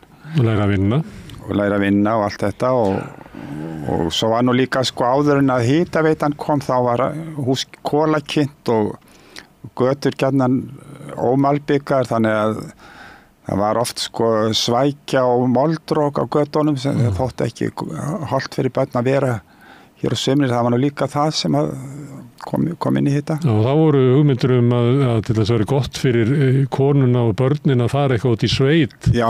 Það voru svona orlof. Já. Og einmitt að því að það veri svo vont að vera í hitanum í Reykjavík sumarið. Ég held að það sé líka hugmyndin á baku sumarbústaði. Ég fjalla nú sumarbústaði sem kom kapla sko. Það var hugmyndin með því sko.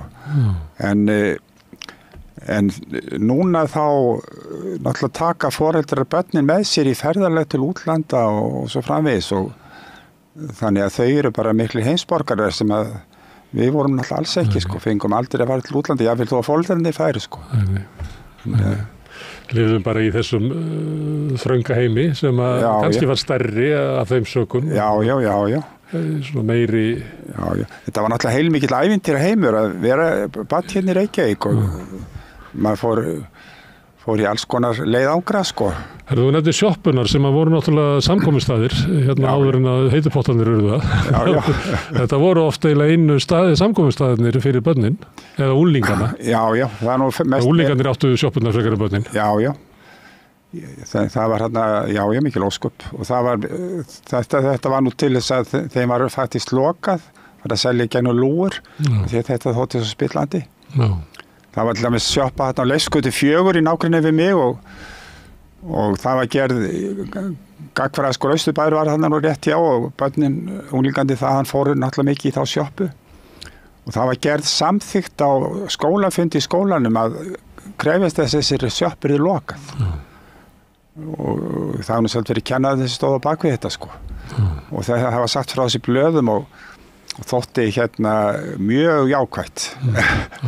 En En börn hérna voru kannski bara börn og svo var það fullorðið. En síðan gerist það einhvern tímann að það kemur millistigarn á milli sem eru svona unglingar og það hefur verið sérveröld.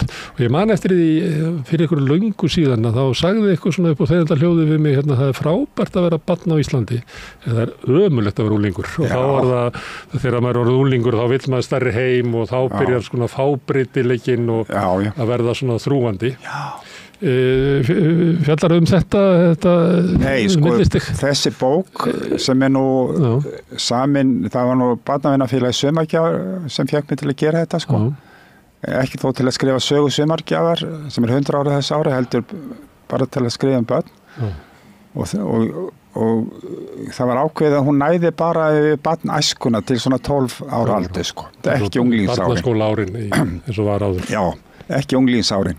Þannig að unglingsárin þó að börn sko sé börn til 18 ára samkvæmt lögum nú til dags, þá þessi bók bara börn til svona 12-13 ára aldurs mestalegi. Sem að var í fyrri hluta bókarinnar ábíla meiri tímamót heldur að var í seinni hlutanum. Það er engin tímamót að vera 12 ára í dag. Nei, en í uppafinu þá ertu eiginlega bara dottinn inn í fullorðinsheim. Já. 12 ára gamall. Svo kemur náttúrulega fermingin sem var svona vígsla inn í fullorðinsheimin. Já. En ég ekki, hún ekki svo langt þessi frásögun mín þarna í þessari bók. En það mikil munur á að vera 12 ára 1870 eða 2024. Já, ég rekna nú með því að það sé mjög mikill munur sko. Það komin fullorðins ábyrgð. Já. Það var alveg ótrúlegt hvað þið voru sett í mikla vinnu 12 ára börn hérna sko. Og meðal annars í Reykjavík. Þau voru bara sett út í skip að hérna út skipin og upp skipin og hérna það er ólíkt eftir menningum svona hversu hvaða sess börn hafa í samfélaginu. Maður sér það bara þegar maður ferðast. Maður getur farið frá Frakklandi þar sem að börnin eru oft svona höfð sér. Einmitt hérna, jáfnvel gefið að borða áður en að fullorðna fólki borðar og svona og svo ferðu yfir hérna til Spánar eða Ítalíu þá allt í einu eru börnin komin og eru með allstaðar og stundum finnst manni eins og það sé eitthvað í íslenski menningu þannig að við eiginlega bara sjáum alla börnin. Það sé allavega þegar ég var barn sko það var verið að banka svona í glugga og reka mann í burtu og en manni fannst það að vera svona og ég þekki það líka bara af börnum að þetta með að vera svona halv óséður að það með tekur eftir því að það fer misjafnlega í börn sem vilja bara ekki vera börn einmitt út af þessu að vilja bara að setja ekki mark á sér eins og annan fólk. En ég held að þetta hefði alveg gjörbreyst það segja nú sumir sko og hefði nú verið haft svona í grín að börn í stjórni núna heimilishaldinni sko það snúist allt þau frekar inn fullorðna fólkið. Já, þau beru of mikla ábyrgð á mjóum herðum sínum. Já. Ákveði hvað í matinn og hvað ég að gera í kvöld. Já, og þannig að og jáfnvel sko fullorðni sé farnir að klæða sig eins og börn, öfugt það sem áður var. Það sem börn voru klædd eins og fullorðnir. Já, þessi menni í svona hettupeysum og joggingolum. Já. Þannig að þetta hefur nú held ég alveg gjörbreyst sko. En þetta var alltaf svolítið skrítið hér áður að börn voru kannski send í sveit og voru það kannski 4-5 mánuði og sá aldrei foreldra sín allan þann tíma sko. Þetta náttúrulega svolítið sérstakt og ég býst að foreldrarnir hafa oft verið dauðfegnir að bara losna við börnin sko. Þeir áttu náttúrulega fleiri börn meðaltali sko á þeim tíma. Þannig að þetta var heilmikið álag að vera með stóran barnahóp. En þetta þau voru send í sveit sko fyrir sauðburð og áttu helst ekki að koma aftur fyrir en eftir réttir og skólahaldi var miðaðist við það sko. Það átti að senda mig í sveit, ég var svona átti ekki að fæðast, kom svona of seint og senkaði skilnaði foreldra mína en það átti að senda mig í sveit til þess að létta undir með mömmu. En ég kunni ekki við það sko, ég gerði mér upp kíghósta og sóttur. Svo átti að senda mig á hérna Drafnarborg, svo að mamma geti unni hjá Jóni Símonarsinni sem að hann útvegaði hérna pláss á barnaheimilinu. En mér fannst þau verið bara böddar og tengdi ekki við þau og þannig að mamma þurfti að taka með í vinnuna til Jón Símonarsson og ég var með henni og vann með henni Já, einmitt, já. Mörg ár. Man setna með henni meira þegar ég var 8 ára, held ég hafi unnið með henni í efnalög. Já, það er pressa jakka. Já, það er. En þetta var sko með þessi svo kalluðu barnaheimili sem er nú kalluðu leikskóla nú til dags. Að þau voru uppalega nánast eingöngu fyrir börn sem að börn til dæmis einstæðra mæðra. Fyrstu leikskólanum var náttúrulega bara gerðir í Hafnarfirði út fyrir sjómannstekjur. Já, og fyrir börn af heimilum sem að það sem voru einhver erfileikar, veikindi eða mikil fátækt eitthvað þess að þar. Og ég til dæmis en börn giftra foreldra átti ekki eingöngu í slíkt. Það er miklu seinna sem það gerist. En barnaheimili voru notið sem gríla á mig, sko. Ef ég verið eitthvað óþekkur þá sagði mamma, ef þú verður ekki þægur þá verður sendur á barnaheimili. Og það þótti mann alveg hræðilegt, sko. Þannig að þetta náttúrulega breytist mjög mikið og gegnum árinu, sko, nú er leikskóla bara hluti af uppeldi barna, sko. Svo þegar pappa og mamma skildu þá var ég settur á jaðar. Já. Þá lágum við þarna í kojum, sko, mörg saman það var myrkur, sko. Já, ég fjall jaðar í bókinni. Já. Og þá var dregið frá gluggatjöldinu og þá sást eitthvað svona rauðhóll eitthvað. Þar var okkur sagt að þarna byggi gríla. Já, það er nefnilega það. Ef við verðum ekki stilt. Já, það er lágu börn skítrætt í öllu rúmum. Já, einmitt. Það var nú stundum skrítið, sko. Já, jaðar var einmitt fyrir svona, voru þetta ekki drengir eingöngu? Já, alltaf mér fannst það þegar ég var í vinningunni. Já, ég held að það var nú ekki, ég hafði ekki verið 5 ára eða eitthvað, eða 6 ára, ég er ekki alveg viss. Já, þetta var einmitt heimili fyrir svona drengi sem að áttu eitthvað, komu svona eitthvað erfiðum aðstæðum, sko. Já. Ég man eftir að það var baðherbyrgi, það sem voru 2 baðkör hlið við hlið. Já. Ógleymanleg sýn. Já, einmitt. Svo herbyrgi með 2 baðkörum. Já, það er nefnilega það, sko. Já, þetta var eitt af þessum vist heimilum eiginlega, má segja. En svo voru starfsfólk sem að vanna þarna, ég ætlum að segja bara smásögur. Og voru frekar hrananleg. Já. En svo kom svona ung stúlka og var að vinna og svona tók eftir það var hægt að tala við hana. Og ég var svolítið svona lagðaðist að henni. En hún, að ég var svona opinn og forvitin, þá hafði hún svolítið leikað mér að það er lítil á sem að rennur hann rétt hjá og hún bent á það og sagði þetta er Þjórsá. Svo bent hún á eitthvað á Rauðhólana og sagði þetta er Hekla. Og allt svona, nefndi allt bara í kring og svo þegar ég var sóttur þá held ég náttúrulega að vera að sýna bræðurum mínum og mömmu hvað ég hafði lært og benti á hann og sagði þetta er Þjórsá og þá hlóðu allir og þetta er Hekla og þá hlóðu allir. Síðan hef ég verið svona frekar tekið svona mátulega trúalega því sem við verið sagt. Það hefur verið sá þannig að torstring í hugaðinn. Já, þetta var, ég geti sagt það líka á minni fjölskyldusögu að barnavernd kom og ætlaði að taka eldri bróður minn. Já, það er nefnilega. En mamma alveg þvert okkur vissi það og það var alveg vitað í svona heimi hinna fátæku að þetta voru ekki góð örlög fyrir börnin. Nei. Vissu það alveg. Já. Hún barðist. Það voru svona heimili eins og þessi Kumbaravogi, Stokkseyri og foreldrarnir máttu ekki koma að heimsækja börnin nema bara einu sinni í mánuði held ég. Einn sunnudag í mánuði kannski. Og þannig að það er náttúrulega alveg svakalegt. Já. Og ég tala nú ekki, svo er ég er með kapla líka vöggustofuna, sko.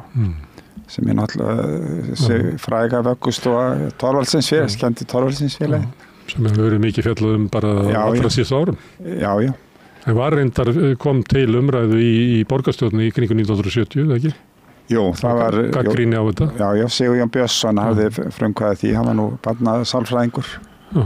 Og ég held að hann hafi farið bara í pólitík að þið var ekki hlusta á hann, sko. Nefnum hann kemist inn í bæjarstjórn, sko. Þannig að það er ekki þannig að fólk hafi ekki vita betur. Það var bent á ágallan á þessu. Ég held sko að þetta hafi verið svona, það var sko það var náttúrulega mikill sóðaskapur á Íslandi öldum áður og alveg fram á 20. öld. Læknar og ljósmæður fóru að berjast mjög hart fyrir auknu seinlæti bara til þess að bæta heilsu fólks. Guðmundur Hannesson og fleiri, svo kynslóð. Já, og seinur lofti og forðast alla smithætt og þess aftar. Og ég held að sko þessi barátta hafi kulminerað í vöggustofunum og farið út í algjörra öfgar. Þannig að það var bara hugsað að það mátti ekki eins og með leikföng af því að það var svo mikið smithætt að talin af þeim. Og allt bara sterilisera raun og veru, allt umhverfið. Og mæðurnar mátti ekki koma þegar eru að horfa á börnin sín í gegnum gler. Og þetta voru bara, sko þetta var eiginlega hinn endin á þessari baráttu, það var að koma út í algjörra öfgar, það var ekkert hugsað andlegu hliðina. Það var það sem að fór það úrskeiðis. Þannig að eiginlega reykir þetta til Pasteur sem að allt í einu sér alla sýklana sem í kringum okkur og veldur því að fólk alltaf að fara í stólpípu að reyna að reynsa sig og Kellogg's býr til einhvern hreinan mat sem við þekkjum sem Kellogg's Cornflakes. Og þessi hugmynd að vöggustofa sé raunverulega svona menningarlega hluti af þeirri hreyfingu, að þessi ógn af umhverfinu okkar. Já. Svo voru nú einhvern ákveðnir uppeldiskenningar líka í gangi sko sem að sumir trúða á að það mætti ekki sína börnunum ómikla ástúð, þá þið auðmíkjar. Það semst það alaði upp, þannig að þið samkeppnishæf í samtímanum. Það var sérstaklega hérna einn bandarísku sálfræðingur sem hafði töluverð áhrif. Spokka. Nei, það var ekki hann er eldri þess. Ég man ekki augnablikinu hvað hann hét en hann er frá 1920 og eitthvað. En hugmyndir okkar það hérna, hvernig verður góður maður til, að það er svolítið byggt upp á því að hafa svolítið svona hörku og seglu frameftir, en kannski síður á seinni árum og nú heyrir maður sko félagsfræðingarna og sálfræðingarna tala að við þurfum kannski að þjálfa meiri seglu upp í börnunum. Já. Þannig það er kannski komið í því að það er ekki alltaf gott að gera, hérna, þú getur verið vondu við fólk með því að vera góðu við það eins og amma mín sagði alltaf. Já, þetta er svona, já. En til dæmis þegar fósturskólinn er stofnaður, sem var nú upphaflega sko hjá Sumargjöf, þá var það Valborg Sigurðardóttir sem að ræði það mest og hún er alveg þveröfugar skoðunar. Hún vildi að börnunum verði sýnt mikil ástúð og umhyggja og var algjörlega mótið þessari kenningu þarna sem að þessar bandaríska sálfræðings og það mótaði held ég sko barnaheimili Sumargjafar og það voru meira að segja vöggustofur á stríðsárunum sem að voru allt öðruvísi heldur en þessi vöggustofa hérna Torlensensfélagsins. 7. áratugnum eða ekki, og kannski byrjaði fyrr. Já, hún kemur hérna einhvern tíðan eftir stríð sko og er fram til 1970 eitthvað. Ég er hérna með þessum kallað helgispjall og þá fæ ég einn gest hérna á laugardagsmorgnum og fæ ég að kynnast honum. Og ég spyr fólk yfirleitt alltaf hérna, hvort það hafi þegar það var alast upp, hvort það hafi upplifað sig velkomið og elskað. Og það er rosalega kynslóða hérna, breyting í þessu. Já, það er bara mjög fátítt að ég hitti fólk á þínum aldri eða jáfnvel sko svona upp úr mínum aldri sem að svara þessu bara hyggstalaust já. Sko. Já. Og þá er það, ég vissi að ég var elskaður en það var svo sem ekkert sagt. Nei.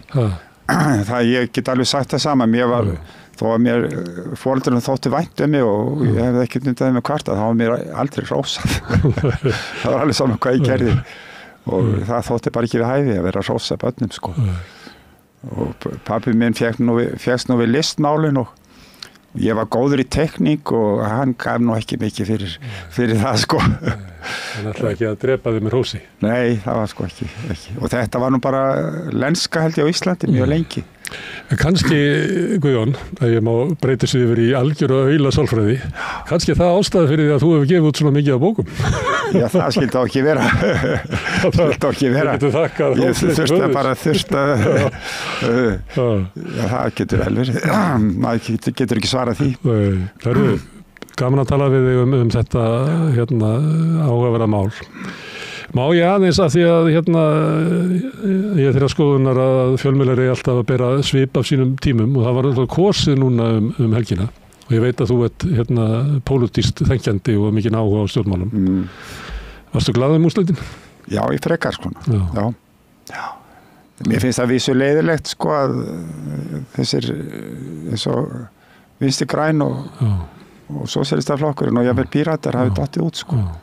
Þú ert ánægður með að þið jafnaðarmenn eru? Já, ég er ánægður með það, já. Það við núna meiri möguleika á að hafa mótandi áhrif á samfélagið heldur en þið haft langa tíð? Já, ef að vel tekst til þá, já. En það svo sem ekki ennþá alveg klárt. Það verður úr því? Já. Til hamingju með þann sigur og til hamingju með þessa bók. Já, þakka þér fyrir. Og ég ætla að sitja hérna áfram og reyna að skilja þessa veröld sem við lifum í. Næsti kafli eftir augnablik. Samstöðin í eigu hlustenda, áhorfenda og lesenda.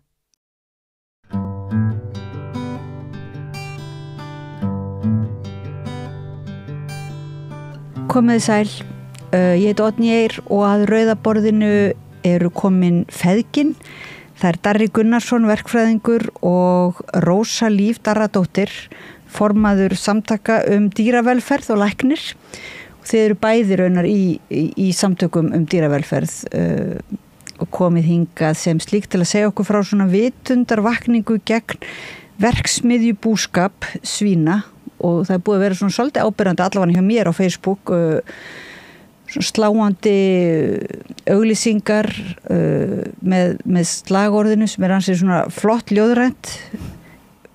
Nú hef ég sjálfsagt ekki rétt eftir þá enginn að vera hryggur jólin og mynd af svona mjög döprum dýrum og grísum sem að fá ekki hreint loft og þeir fari jólamatinn.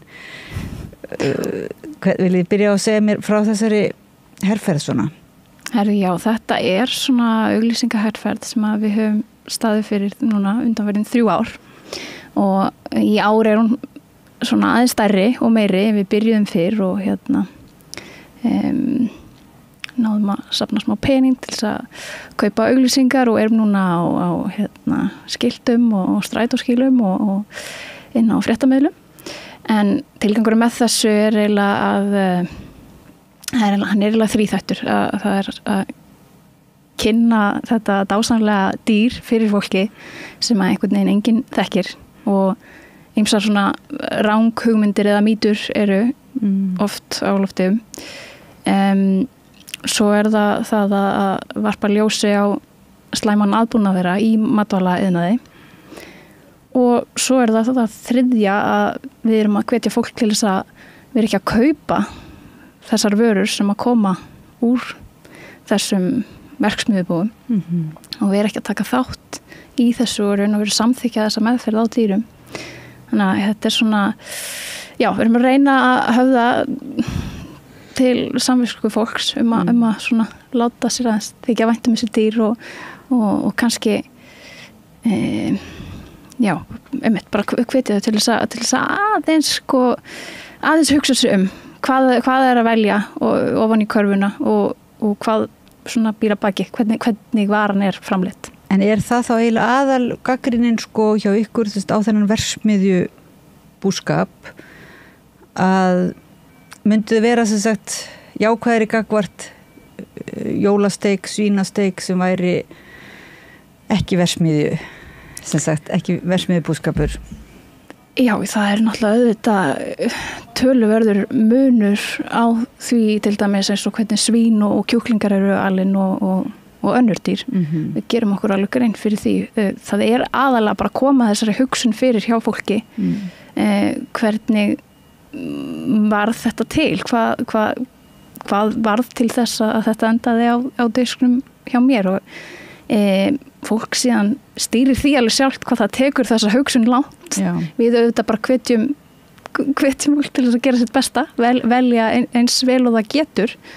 En pælingin þessi tengja hamborgarrygginn, jólamatinn við dýrið. Þegar við erum svo aftengt. Já, ég hugsa fæstir vilji nú tengja matinn við skepnuna, mynd af skepnu og ímynd af skepnu. Meiri segja ég gaf vinkorum minni lambalæri af mín eigin rollu og hún spurði hvað hét þessi rolla og alltaf þá vera svona kunna sig eða þannig og fara inn í, en þá fattaði ég að það var ekki við hæfi einhvern veginn. Maður vill tala að eitthvað sé vel fallegan búskap en svo situr maður vill ekki samt fara að rifja upp kannski hvað einhver rolla hét en það staðreynd að sko svínabúskapur á Íslandi hann raunverulega langstærstum hluta eða öllum hluta versmiðju og á stórum skala?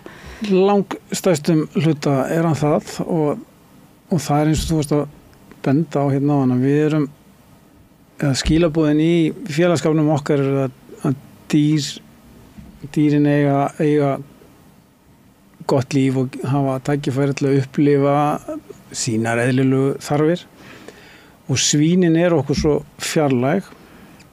Við þekkjum þau svo illa því að þau eru ekki eins og rollurnar eða hestarnir eða tala um gæludýrin sem okkur svo nálæg og hérna og svínin að bara nánast, það bara yfirgnæfandi hluti þeirra framleiddur í þessum verksmiðjubúum þar sem að menn nýta sér þessa miklu frjósemi giltnana til þess að eiga mjög marga grísi og einmitt við ákváðum á sínum tíma að því það náttúrulega framleiðendur svínakjöts eru snillingar í að koma þessu í allar vörur, þetta á pítsunum okkar, þetta í pulsunum, það alla hægt að fá rúnstykki bara með osti á bensinstöðunum og hérna þannig að þeim einhvern veginn tekist alltaf að koma svínakjötuna en okkur fannst þegar við fórum á stað með þessa herferð sem við köllum svo ætlum að taka eitthvað það sem þetta svo það sem við tengjum öll við, það hamborgarryggurinn á jólum og einhverju kann að þykja við vera að ráðast að hefðunum grimmilega en það sem við erum að reyna að fá fólk til að hugsa eins og Rósa var að nefna að hérna með því að hérna allavega með því að kaupa þetta kjöt við raunin að styðja við þessar hræðilegu framleiðsluhefðir og meðferðina á þessum dýrum. Og hvernig það eiginlega á Íslandi þekkjum við nokkuð mikið til með framleiðslu ferlisins? Við erum ekki beinlínis einu sinni forvitin kannski það, hvernig framleiðslu ferlin eru. Vitum við eitthvað eru einhverjar upplýsingar það, hvort að svínakjöt framleitt á þennan veg svona massívan hátt eða ekki? Einhverja merkingar, einhverja eftirlitsstofnun nú náttúrulega vitum við MAST má að vera stofnun en sem greinilega annar nú ekki öllu. Já, Matvælastofnun sér þetta eftirlit með velferð dýra í landinu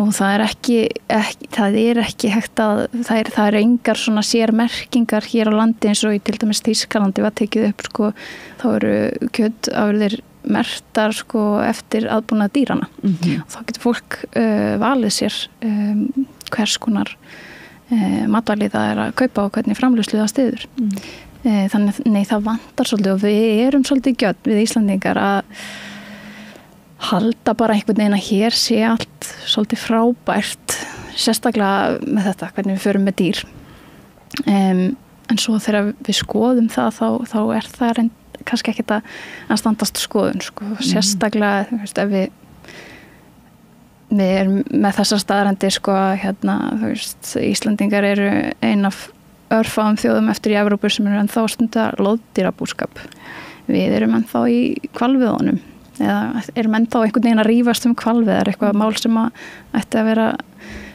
mjög augljóst löngu afgreitt og einhvern veginn þannig að það eru svona, það er mjög algengt að halda það að hér sé einhvern veginn miklu betur gert vegna þess að við erum einhvern veginn búin að telja okkur trú það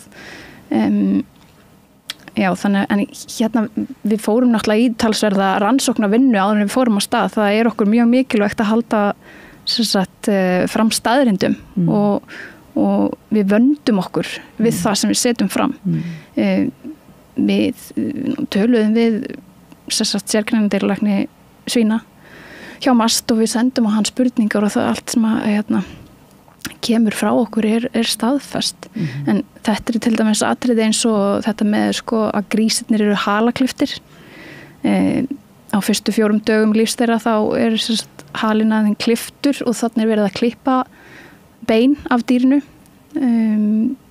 algjörlega ódeift og þetta sko gert þvert á gildandi reglugerð velferð svína. Við vitum það að ég held að þetta séu 99,9% af öllum svínum á Íslandi fara aldrei út. Þau fara aldrei að anda að sér fersku lofti eða róta í jarðvegnum eða sjá til sólar. Þetta, já. Og þetta löglegt sem sagt? Já, í raun og veru það er ekkert beinlínis í lögum sem segir að svín eigi að fara út. Það er annað eins og með hestana og kýrnar og kindurnar sko sem eiga lögværin rétt til útiveru, þá er það ekkert svoleiðis með svínin, þrátt fyrir að þetta séu dýr sem að þurfa alveg jafn mikið á þessu að halda. Og ég segi stundum oft þegar fólk er að spyrja mig út í þetta sko, þá spyrjið þau oft hvað sér þau oft hest þegar þú ert að ferðast landið. Og flestir sjá hesta þegar þeir keyra bara þjóðveginn og það er bara frekar algeng sjón og á Íslandi er eitthvað rétt rúmlega 50.000 hross og svo spyr ég hversu oft sér svín og það er eitthvað töluvert mikið minna það en samt erum við að slátra sko 80.000 svínum árlega. Ég hef bara einu sinni séð svín úti grís og það er á erpstöðum. Já, einmitt. Sama ég. Það voru einmitt 2 grís. Þá sér maður einmitt hvað eru sætir og svona áttar maður sig á því hvað eru skemmtilegar skepnur. Og svo í húsdýragarðinum þá eru þau ekki úti einu sinni eða hvað. Er ekki bara í stíunni í húsdýragarðinum? Ég þekki það ekki alveg nógu vel en ég held nú samt að þau svín sem í húsdýragarðinum sé einu af þessum heppnu sko sem að fá allavega þá að vera í rými það sem þau geta snúið sér við og svona sko en svo ég haldi nú áfram með sko þessa framleiðsluhætti þá er kannski lífgildunar það versta í þessu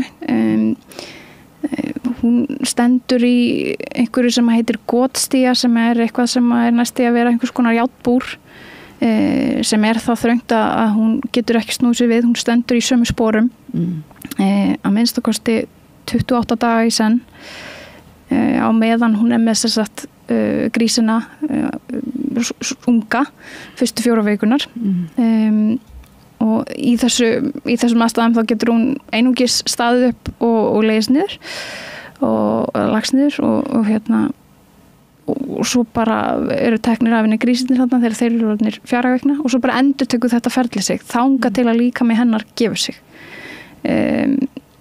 undir eðlilegum eða náttúrulegum kringumstæðum þá eru svín að lifa í 15-20 ár í þessu kerfi eru gildurnar að lifa í 3-6 ár vegna þess að eftir þann tíma þá eru fæturnir þeirra búnir að gefa sig vegna þess eru mjög lélegir á þessu hreyfingarleysi eða þá spenarnir eru ónýtir eftir allt þetta álag. En þetta er eiginlega bara dýranýð sko. Okkar mati, já. Okkur finnst það ekki vera spurning og að þú spurðir áður hvort að öll væru framleidd það var og er kannski enn lítið bú einhvers staðar á landinu það sem að svín eru alin til manneldis en við allt aðra aðstöður þar sem við fá að fara út og það voru, ég sá einhvern tímann ég man ekki hvað þetta búið er en það var ég vissi að þetta var selt í verslun sem heitir Nándin í Hafnarfirði en þetta er svo lítið hluti af því sem að hér er verið að framleiða og svo er líklegt að þessi litla vernd sem þessi dýr eiga í reglugerð eða lögum sé vegna þess að við þekkjum þau ekki og það þekkir þau engin og við höfum svo litla þekking á hvernig þau erum að því þú varst að tala hvað það væru sæt á einhverjum og það er það sem að við höfum hugsun í því sem að við höfum verið að gera annars vera og við höfum alltaf þurft að bara kynnast dýrunum í gegnum gagnaöflun og eins og Rósa sagði þá þurfum við að vanda okkur mjög mikið við það sem að kemur frá okkur af því að það er svo og við erum að miðla staðrendum. Og við vitum að við erum að stuða fólk sko, þannig að við erum alveg meðvituð það, þannig að við erum að reyna að vanda okkur og komum sér fram svona mjúklega. En hvernig, má ég spyrja lengra haldið, hvernig kom það til að þið feðginin svona eiginlega fóruð að taka upp málstað grísana og svínana? Sko, Þekkið þetta frá útlöndum eða svoleiðis? Þekkið þessar skepnur, kynntust þið skepnunum eitthvað? Nei, við þekkjum ekki, það ekki, við höfum átt ketti og höfum hesta og höfum alltaf verið nálægt dýrum, en svín þekkjum við ekki.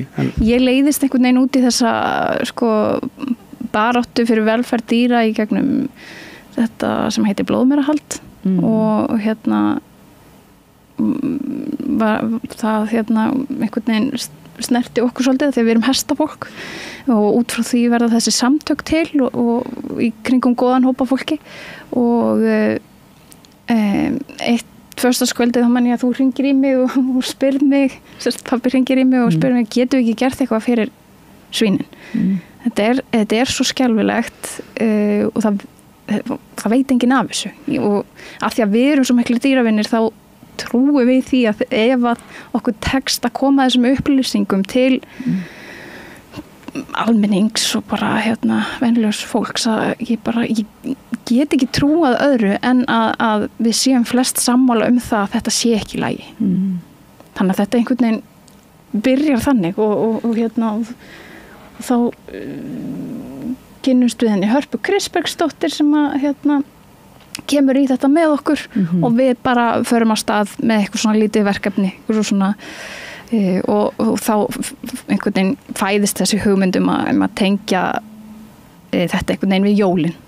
En hafið þið fengið að heimsækja svínabúin eða sem sagt Nei, þau sem sagt ber það oft fyrir sig að sko það sé einhverjar smitvarnir eða eitthvað svoleiðis. Ég reyndar við skoruðum á þau ekki síðasta sumar, þar síðasta sumar að sýna frá aflífunar aðferðum vegna þess að þar þau voru að gefa frá sér yfirlýsingar það að svínin reynilega bara sofnuðu á mjög friðsaman máta þegar að við vitum annað og þannig að við vorum að skora á þau að opna þetta á sína fjölmiðlum og okkur og bjóða okkur í heimsókn að staðfesta þessar fullyrðingar þeirra friðsælan dauðdaga svína en því var auðvitað hafnað. Já, en nú það svolítið skrítið á Íslandi að fólk svona telur þá sem eru jafnvel í náttúruvernd og hvað þá dýravernd. Það sé svona bara einhver lítill hópur sérvitringa, það líkur við að sé ennþá þannig á meðan að það manni finnst þess að það sé orðið bara frekar mikil almenn svona náttúruverndarhyggja í Evrópu allavega og þá kannski treystir fólk því svolítið að matvælastofnun og svona opinber batteri að þetta, ef þetta væri dýraníð að þá væri það bannað. Svolítið að það virðist vera einhvers slíkt traust og svo hafa komið einhver erlendir hópar og verið að fjúpa blóðmerahaldið og svona, þannig að þetta fer aðeins finnið fyrir því, núna ert þú nýbúin að skrifa grein, mjög gagnvirk og góða grein í Vísi, finnur þú fyrir viðtökunum að þú sért Já, við finnum það alveg og við vorum svo sem í þessum greinu sem vorum að skrifa núna vorum við kannski þarna vorum við að tala grísinn og aðeins að kynna hann fyrir fólki og að því þú varst að spyrja hvernig þetta kviknaði, við kemum aðeins að því að okkur fannst þið bara að vera að miðla upplýsingum og koma þessu áfram og í dag þetta en varðandi það er alveg rétt sem þú segir að við stólum einhvern veginn á kerfið og stofnarnar til þess að passa allt sér í lagi. Viljum trúa að dýrin séu alin. Ég held að við flest séum þannig að við teljum okkur flest vera dýravinni og setjum svo traust okkar á stofnanir og kerfið að gæta þess að hlutinir séu í lagi.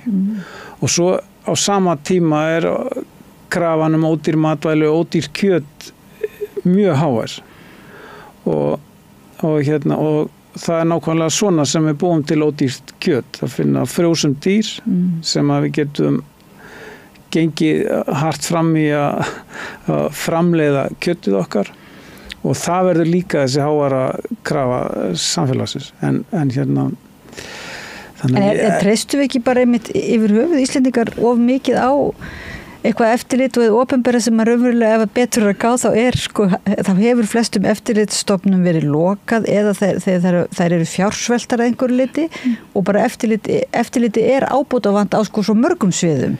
Ég ekkert vissum að þetta sé íslenskt, ég held að þetta sé bara mjög í þessum nútíma samfélögum mannsins þar sem að krafan sem sagt að fá að það sé kjöt og það sé ódýrt kjöt að það sé að þá var svo þægilegt að bara loka augunum fyrir þessu og halda áfram og í trausti þess að stjórnvöld gæti þess að þetta sé allt í lagi en eins og ég var að segja það er svo líklegt ekki mér að svín njóti einhverja verndar í reglum að því að við þekkjum ekki, það engin með einhverja tengingu við og það sem að okkur finnst sérstaklega skemmtilegt með svínin og reyndar eins og ástæðan að þar eru við erum alveg beinum upplýsingaflæðinu til neytinda bara upplýsa fólk að því að það það sem að við heldur þessu. Þannig annars verður að veita upplýsingarnar og fá fólk til að hugsa og kaupa sjaldnar eða kaupa minna eða leita að afurðum frá búum sem eru afarfá en sem að hafa alið dýrin upp við góðar aðstæður.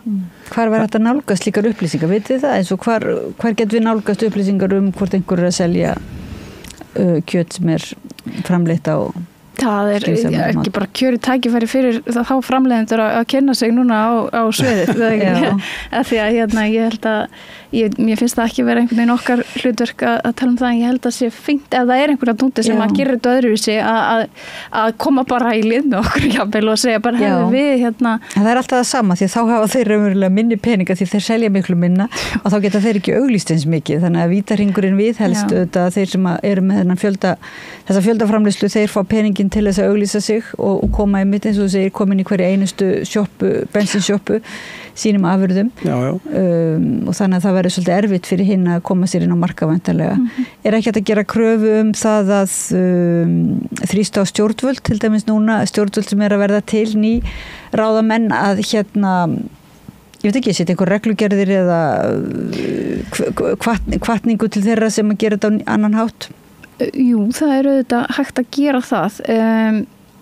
Það einhvern veginn samt þannig í þessu að ég meina, ef þú lest yfir lögum velferð dýra til dæmis, við erum með ofboðslega fín lög sem gilda velferð dýra í landinu. Vandamáli virðist vera þetta með að þegar þú fylgir þeim ekki þá eru afleiðingar þær eru bara engar og svo snýst þetta mjög oft einhverju túlkunaratriði til dæmis það mjög skýrt kveðið á það hvernig skal staðið að aflífun dýra og þar kemur fram að það að valda þá eigi ekki að valda dýrunum streitu eða sársauka og þetta eigi að taka fljótt af síðan þegar við skoðum það hvernig yfir 90% svína slátrað á landinu þá það bara staðfest að aðferðin sem notuð hún staðfest í mjög ítarlegri skýrslu sem var gerð af matvælastofnun eða matvælaöryggistofnun Evrópu að þessi aðferð, þessir gasklefar sem notaðir þeir væru stórt velferðarvandamál vegna þess að þeir að þessi aðferð veldur streitu, ótta og sársauka. En samt einhvern veginn fær þetta bara viðgangast vegna þess að þeir sem eru í því að meta þetta, þeir bara meta þetta sé samt samkvæmt lögum. Eða til dæmis loðdýrabúskapur. Ég meina að dýr eiga að fá að upplifa sitt eðlilega atferðli. Hver ætlar að segja mér það þessi iðnaður sé að uppfylla lögum velferð dýra, þannig að þetta endar færa viðgangast. Já, þetta færa viðgangast og þetta endar alltaf í þessum opinberu kerfum sem það varst að tala sko, og það alltaf þeirra einhvern veginn að sko gefa stimplana og segja ok, og maður einhvern veginn áttar sig ekki á því sko hvernig viðhorfið þar en það einhvern veginn eins og það blasir fyrir okkur að svona í gegnum þessi mál sem að við höfum verið að svona að berjast í að okkur þykir þetta kerfi ekki vera að virka vel. Nei, það náttúrulega að því við sitjum hérna við rauðaborðið þá má spyrja sig einmitt hvort það sé líka einhvers konar þrýstingur frá framleiðsluaðilum eða hagsmunaaðilum sem náttúrulega virðist vera oft á Íslandi að svona opinbera stofnanir eða eftirlitsstofnanir eða matstofnanir að þær séu kannski á endanum ekki nógu sjálfstæðar gagnvart hagsmunaaðilum. Nei, vissulega og það sem að okkur og það mikill þrýstingur bæði frá samtökunum okkar og svo frá dýraverndunarsambands Íslands bæði á MAST og svo á stjórnvöld og það svona eins og við bara sjáum í mörgum málum þar sem það einhvern veginn alltaf hagsmunir framleiðandans sem að standa uppi jafnvel það að fara að taka tillit til tilfinninga þeirra sem reka búin út af ykkur sem mjög skrítið þegar slíkt kemur upp og það hefur komið upp þetta sé svo bara eins og kom fram MAST í einhverju máli fyrra það sem að sagði að þetta væri svo erfið mála því að það væri við fólk að sko. Já, það alltaf að stíga varlega til jarðar. Það stíga varlega til jarðar. Það í ferli og á sama tíma kannski hópur dýra svelta fyrir augunum á fólki. Þannig að þetta mjög einhvern veginn, þetta svona, við upplifum þetta ítrekkað að sko hlutur dýra lítur lægra haldi, já. Og líka kannski hlutur jáfnvel neytendana eða sem sagt ef við segjum að kannski stór hluti neytenda sé og að vilji vera upplýstur. Já, og ég held kannski sko að þegar við vorum að tala um hvað við getum gert og hvernig væri hægt að hafa áhrif sko í gegnum stjórnvöld eða eitthvað svoleiðis þá ég held að þessi til dæmis brýnt að endurskoða þessi búvörulög og hvernig sko almannafé einhvern veginn eitt inn í þessa framleiðslu sem einhvern veginn að sko mínum að þetta alls ekki almenningi í hag við sjáum að það fer þarna allt og stór hluti af pening í það að bara einhvern veginn styrkja þessa bara sem ég vil kalla bara stór iðju og á meðan einhvern veginn grænmetisbændur eru algjörlega snuðaðir sko, þannig að mér finnst þetta ekki passa og sérstaklega svona í ljósi þess að við erum alltaf að tala fyrir aukinni lýðheilsu þjóðar og eitthvað svoleiðis þá má svona spyrja sig að því ekki frekar óeðlilegt að vera niðurgreiða eða auðvelda framleiðslu á þessum vörum og það sérstaklega að tala um þessar unnu kjötvörur sem að stór partur af þessu svínakjöti endar í. Já.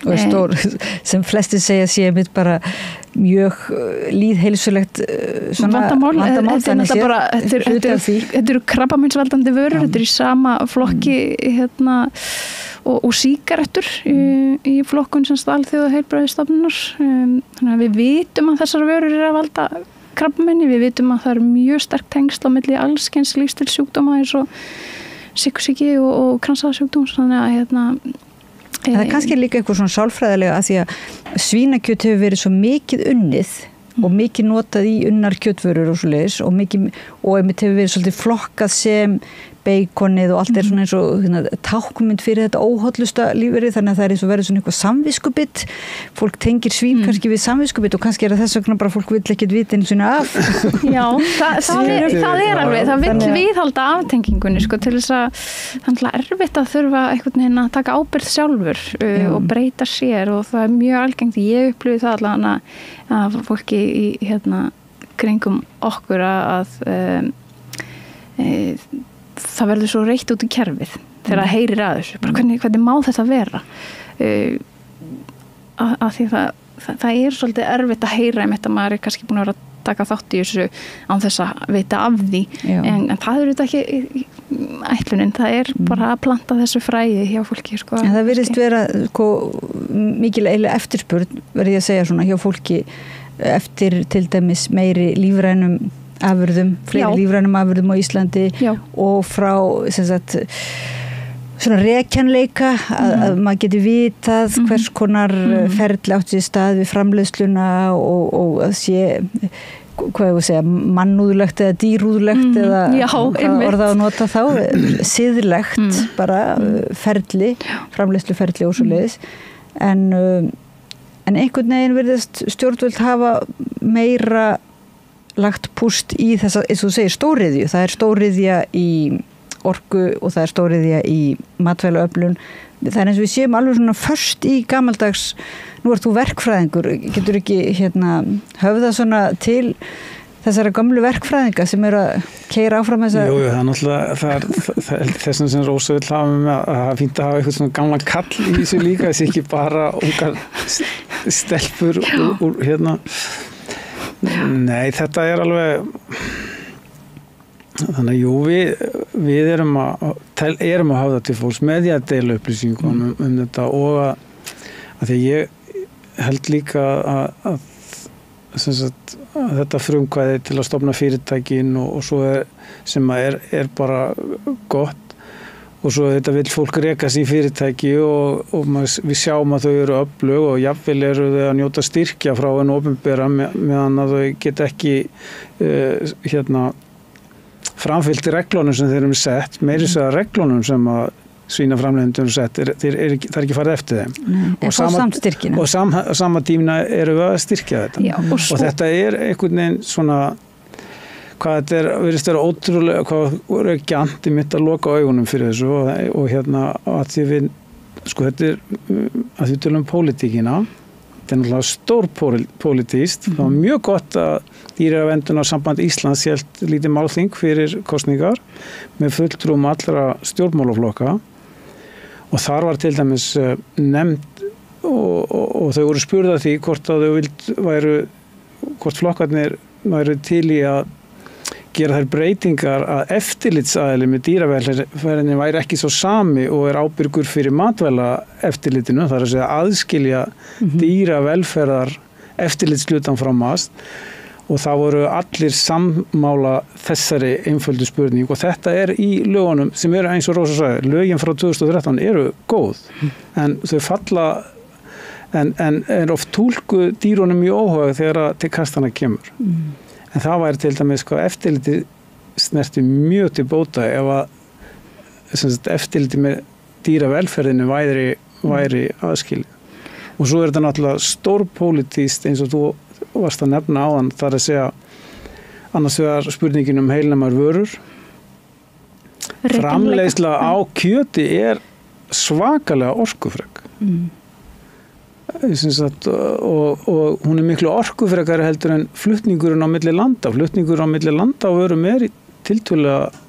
krefst tiltölulega lítillar orku. Þannig að það miklu hagkvæmara fyrir umhverfið að við séum að borða vörur sem eru ræktaðar, jafnvel þó þær komi frá öðrum löndum og þannig að og fyrir utan að það eru heilnæmari, þannig að eins og við Rósa tölum við hvað þetta þríhyrningin, það að segja heilsan, umhverfismálin og dýraverndin og þetta helst allt mjög vel í hendur. Má nokkuð spyrja ykkur hvað þið borðið, hvað er jólamatinn hjá ykkur? Er það of persónuleg spurning kannski? Nei, það má alveg spyrja. Ég reyndar ekki búin að ákveða það. Hvað vorum við með í fyrra? Við vorum með allavega ekki hamborgarhryggur? Nei, við vorum með sveppa Wellington. Já, þetta er of kannski persónuleg spurning. Það er eftir bóði, já. Nei, þetta vissulega því að jólahefðin okkar eru rjúpur og til skamstíma fór ég til veiða og svo hefur það svona breyst, þannig að það er ekki komin svona rótföst hefð, það var sveppa Wellington og hnetusteik og eitthvað annað innbakað því mann ekki hvað hérna maður ánáttúrulega svolítið erfiðleikum með á mínu heimili eru rjúpur og hérna svona veitar bróðar minn og fyrir að veiðir og mér finnst svolítið erfitt að svona þetta er erfitt að ræða útskýra fyrir synum mínum sko af hverju við erum að drepa af hverju við erum að borða þessar litlu fallegu fugla og en hinbógin af hverju spyr hann sig þá ekkert kjúklingi sem við kaupum í búðinni sko. Það líka svona kannski þess hérna að hvetja fólk til að hugsa, velja og gera minna og einbytta sér og tala ef að það eru dýr sem maður veit að hafa átt gott líf, það verulega munur á því að vera styrkja þessa framleiðslu á verksmiðjubúum. En það einhvern veginn þannig að hérna allan að fyrir okkur sko því meira sem maður fræðisumist og sér þessar staðreyndir einhvern veginn blasa við manni ef maður er tilbúin til þess að horfast í augu við það þá hefur það bara þau áhrif að maður hefur ekki nokkra lista á þessu lengur sko. það kannski svolítið þannig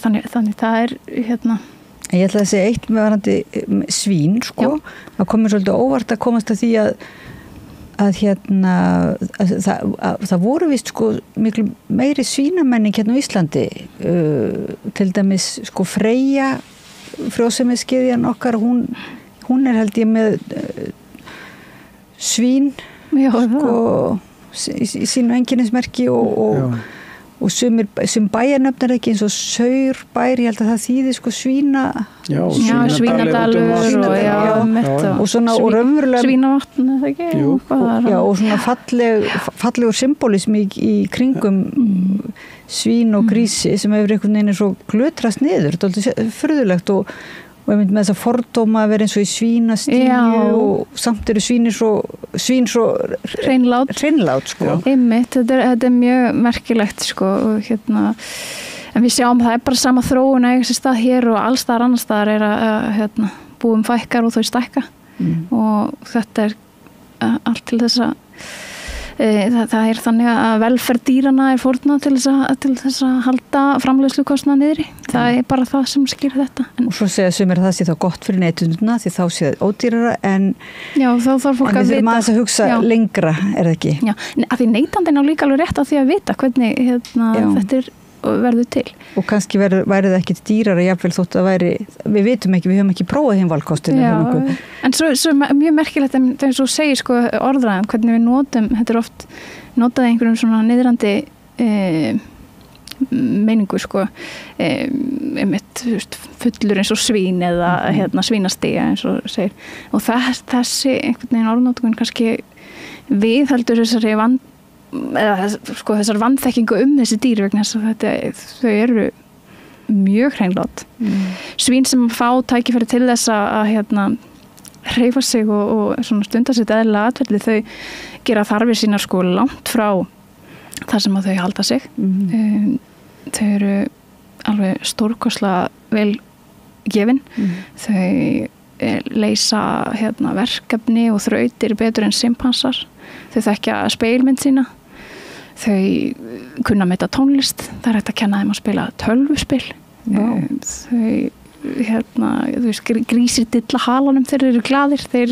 Þetta er svona það er bara ótrúlegt hvað maður einhvern veginn veit ekki eða vissi ekki þessi stórkostlutir. Það er kannski við deilum 98% af erfðaefni með þeim. Við erum ofboðslega lík þessum dýrum, einna helst líkust. Þannig að það er skynúar og skemmtilegar skemmtilegar. Talandi auga sem þú talar hérna í uppræði, það var það sem við sáum hans gott að því þetta er auga sem okkur finnst svo mannlegt og þetta sem að þú varst að nefna áðan að það virðist bara vera líka þessum bransa í haga, við vitum sem minnst og það er ekkert langt síðan mér fannst bara held að svín væru fyrir eitthvað geðslega skepnur og ekki skinuar og ég sá að mitt svínin á Erfstöðum þarna fyrir nokkrum árum og þóttu frábær og þannig að það eins og það að viðhalda þessu einhvern veginn inn í þessu viðhalda þessu þekkingarleysi okkar sé jafnvel bara bransanum til hagsbóta, bransa sem setur merki á brosandi og glöðum svínum í kannski svundu í merkin sín og talandum falsskilaboð og já, þannig að og eins og það sem ég fannst gaman þegar ég var að skrifa eða hluta af þessari grein sem við vorum að birta það að Gildan hún fer afsíðis og heldur sig afsíðis með grísina sína í reiðri áður en hún kemur aftur inn í hópinn sin þannig að þetta eru dýr sem hafa bara mjög sterkt atferðli og skínu og skepnur það eru óbúðslega góða mæður það syngja fyrir grísina sína meðan þeir eru að spenna og þannig að það okkur þótti það bara að deila þessum upplýsingum með fólki hljóti að fá það til að hugsa þetta öðruvísi heldur en Það efni fyrir tónskáld sem sagt að taka upp söng svínasöngin og svo hins vegar hryllingshljóðin þegar verið að aflífa þau í gasklefunum þau segir miklum sársauka og við erum alltaf einhvern veginn að læra meira og meira við sjáum alltaf maðurinn hefur alltaf þessa tilhneigingu til þess að vanmeta greind annarra dýra og við þurfum ekki að fara lengra aftur í tíman en til 1960 þegar Jane Goodall gerir þá stóru uppgötun að simpansar noti verkfæri og þessi uppgötun verður til þess að við þurfum að endur skilgreinina hvað það að vera maður þannig að þetta óbúslega rík tilhneiging í okkur einhvern veginn að lítilækka aðra verur til þess að réttlæta kannski það hvernig við erum að koma fram við þær en svo á sama tíma erum við samt alltaf að sækja meiri þekkingu þessi dýr og til dæmis eins og með svínina þegar við vorum að tala augað áðan núna ég held að bara ansi stóra ansókn gerð á svipbrigðum svína og það að koma því fólki sem að standa í þessari rannsókn svo mikið á óvart hvað þetta eiginlega bara hræðilega líkt manninum þannig að það og líka hljóðgreina og eru svona að nánast á mörgum þess að tala að þetta sé einhvers konar tungumál sem að þau sé að tala sín á milli og þau geta greint hvað streita, hvað gleði og annað og þá einmitt greint þarna hljóð frá svínum sem að voru við svona lífrænan búskap þannig sem við fengum að ganga úti og svo svona verksmiðu búskap og þau getur þetta ímyndað ykkur að það var aðeins meiri gleði öðrum einn og meiri streitu og ótta hinum einn Verðum við ekki að hvetja þá sem eru að framleiða eða sem sagt eru með búskap, svínabúskap ekki í verksmiðju búskap að ég veit ekki, hafa samband við samstöðina það verið gaman að fá að bara frétta af þeim gjörðum, kannski að það ekki mikil tök á að auglýsa og hvetja hlustendur og áhorfendur til að vera vakandi, vera með svona augað eins og í auglýsingunum ykkar svínsaugað nákvæmlega þetta fallega horfast í augu við dýr við erum horfast í augu við dýrið okkur sjálfum og og horfast í augu við einmitt þetta hvaðan við erum að fá okkar hátíðar mat á hvaða forsendum eiginlega við ætlum að gleðjast með okkar nánustu hvort við viljum að það sé á kostnað dýrana Já, Darri Gunnarsson verkfræðingur og Rósa Líf Darradóttir formaður samtaka dýravelferð og læknir hjartans þakki fyrir að koma Rauðaborðinu og segja okkur frá vitundarvakningu gegn verksmiðjubúskap verksmiðjuframleiðslu svína og ég þakka hlustendum og áhorfendum kærlega fyrir að vera með okkur í kvöld við kveðjum þetta loka spjallið okkar við Rauðaborðið, við erum búin að ræða ýmislegt ég þakka Pétri Fjallsteð fyrir að með töfrum að koma samræðunni yfir til ykkar og ég þakka ykkur auðvitað fyrir með töfrum að halda samræðunni áfram og ég minni á að þetta svona hvað ég að segja, þetta er ekki svona hagnaðar fjölmiðl, þannig að ef þið viljið styrkja okkur þá má fara inn á síðun samstöðin.is og íta þar á hnapp sem heitir áskrift og svo höldum við áfram annað kvöld. Takk fyrir. Segðu það á Samstöðinni. Samstöðin er í eigu hlustenda, áhorfenda og lesenda. Sláist í hópinn og gerist áskrifendur.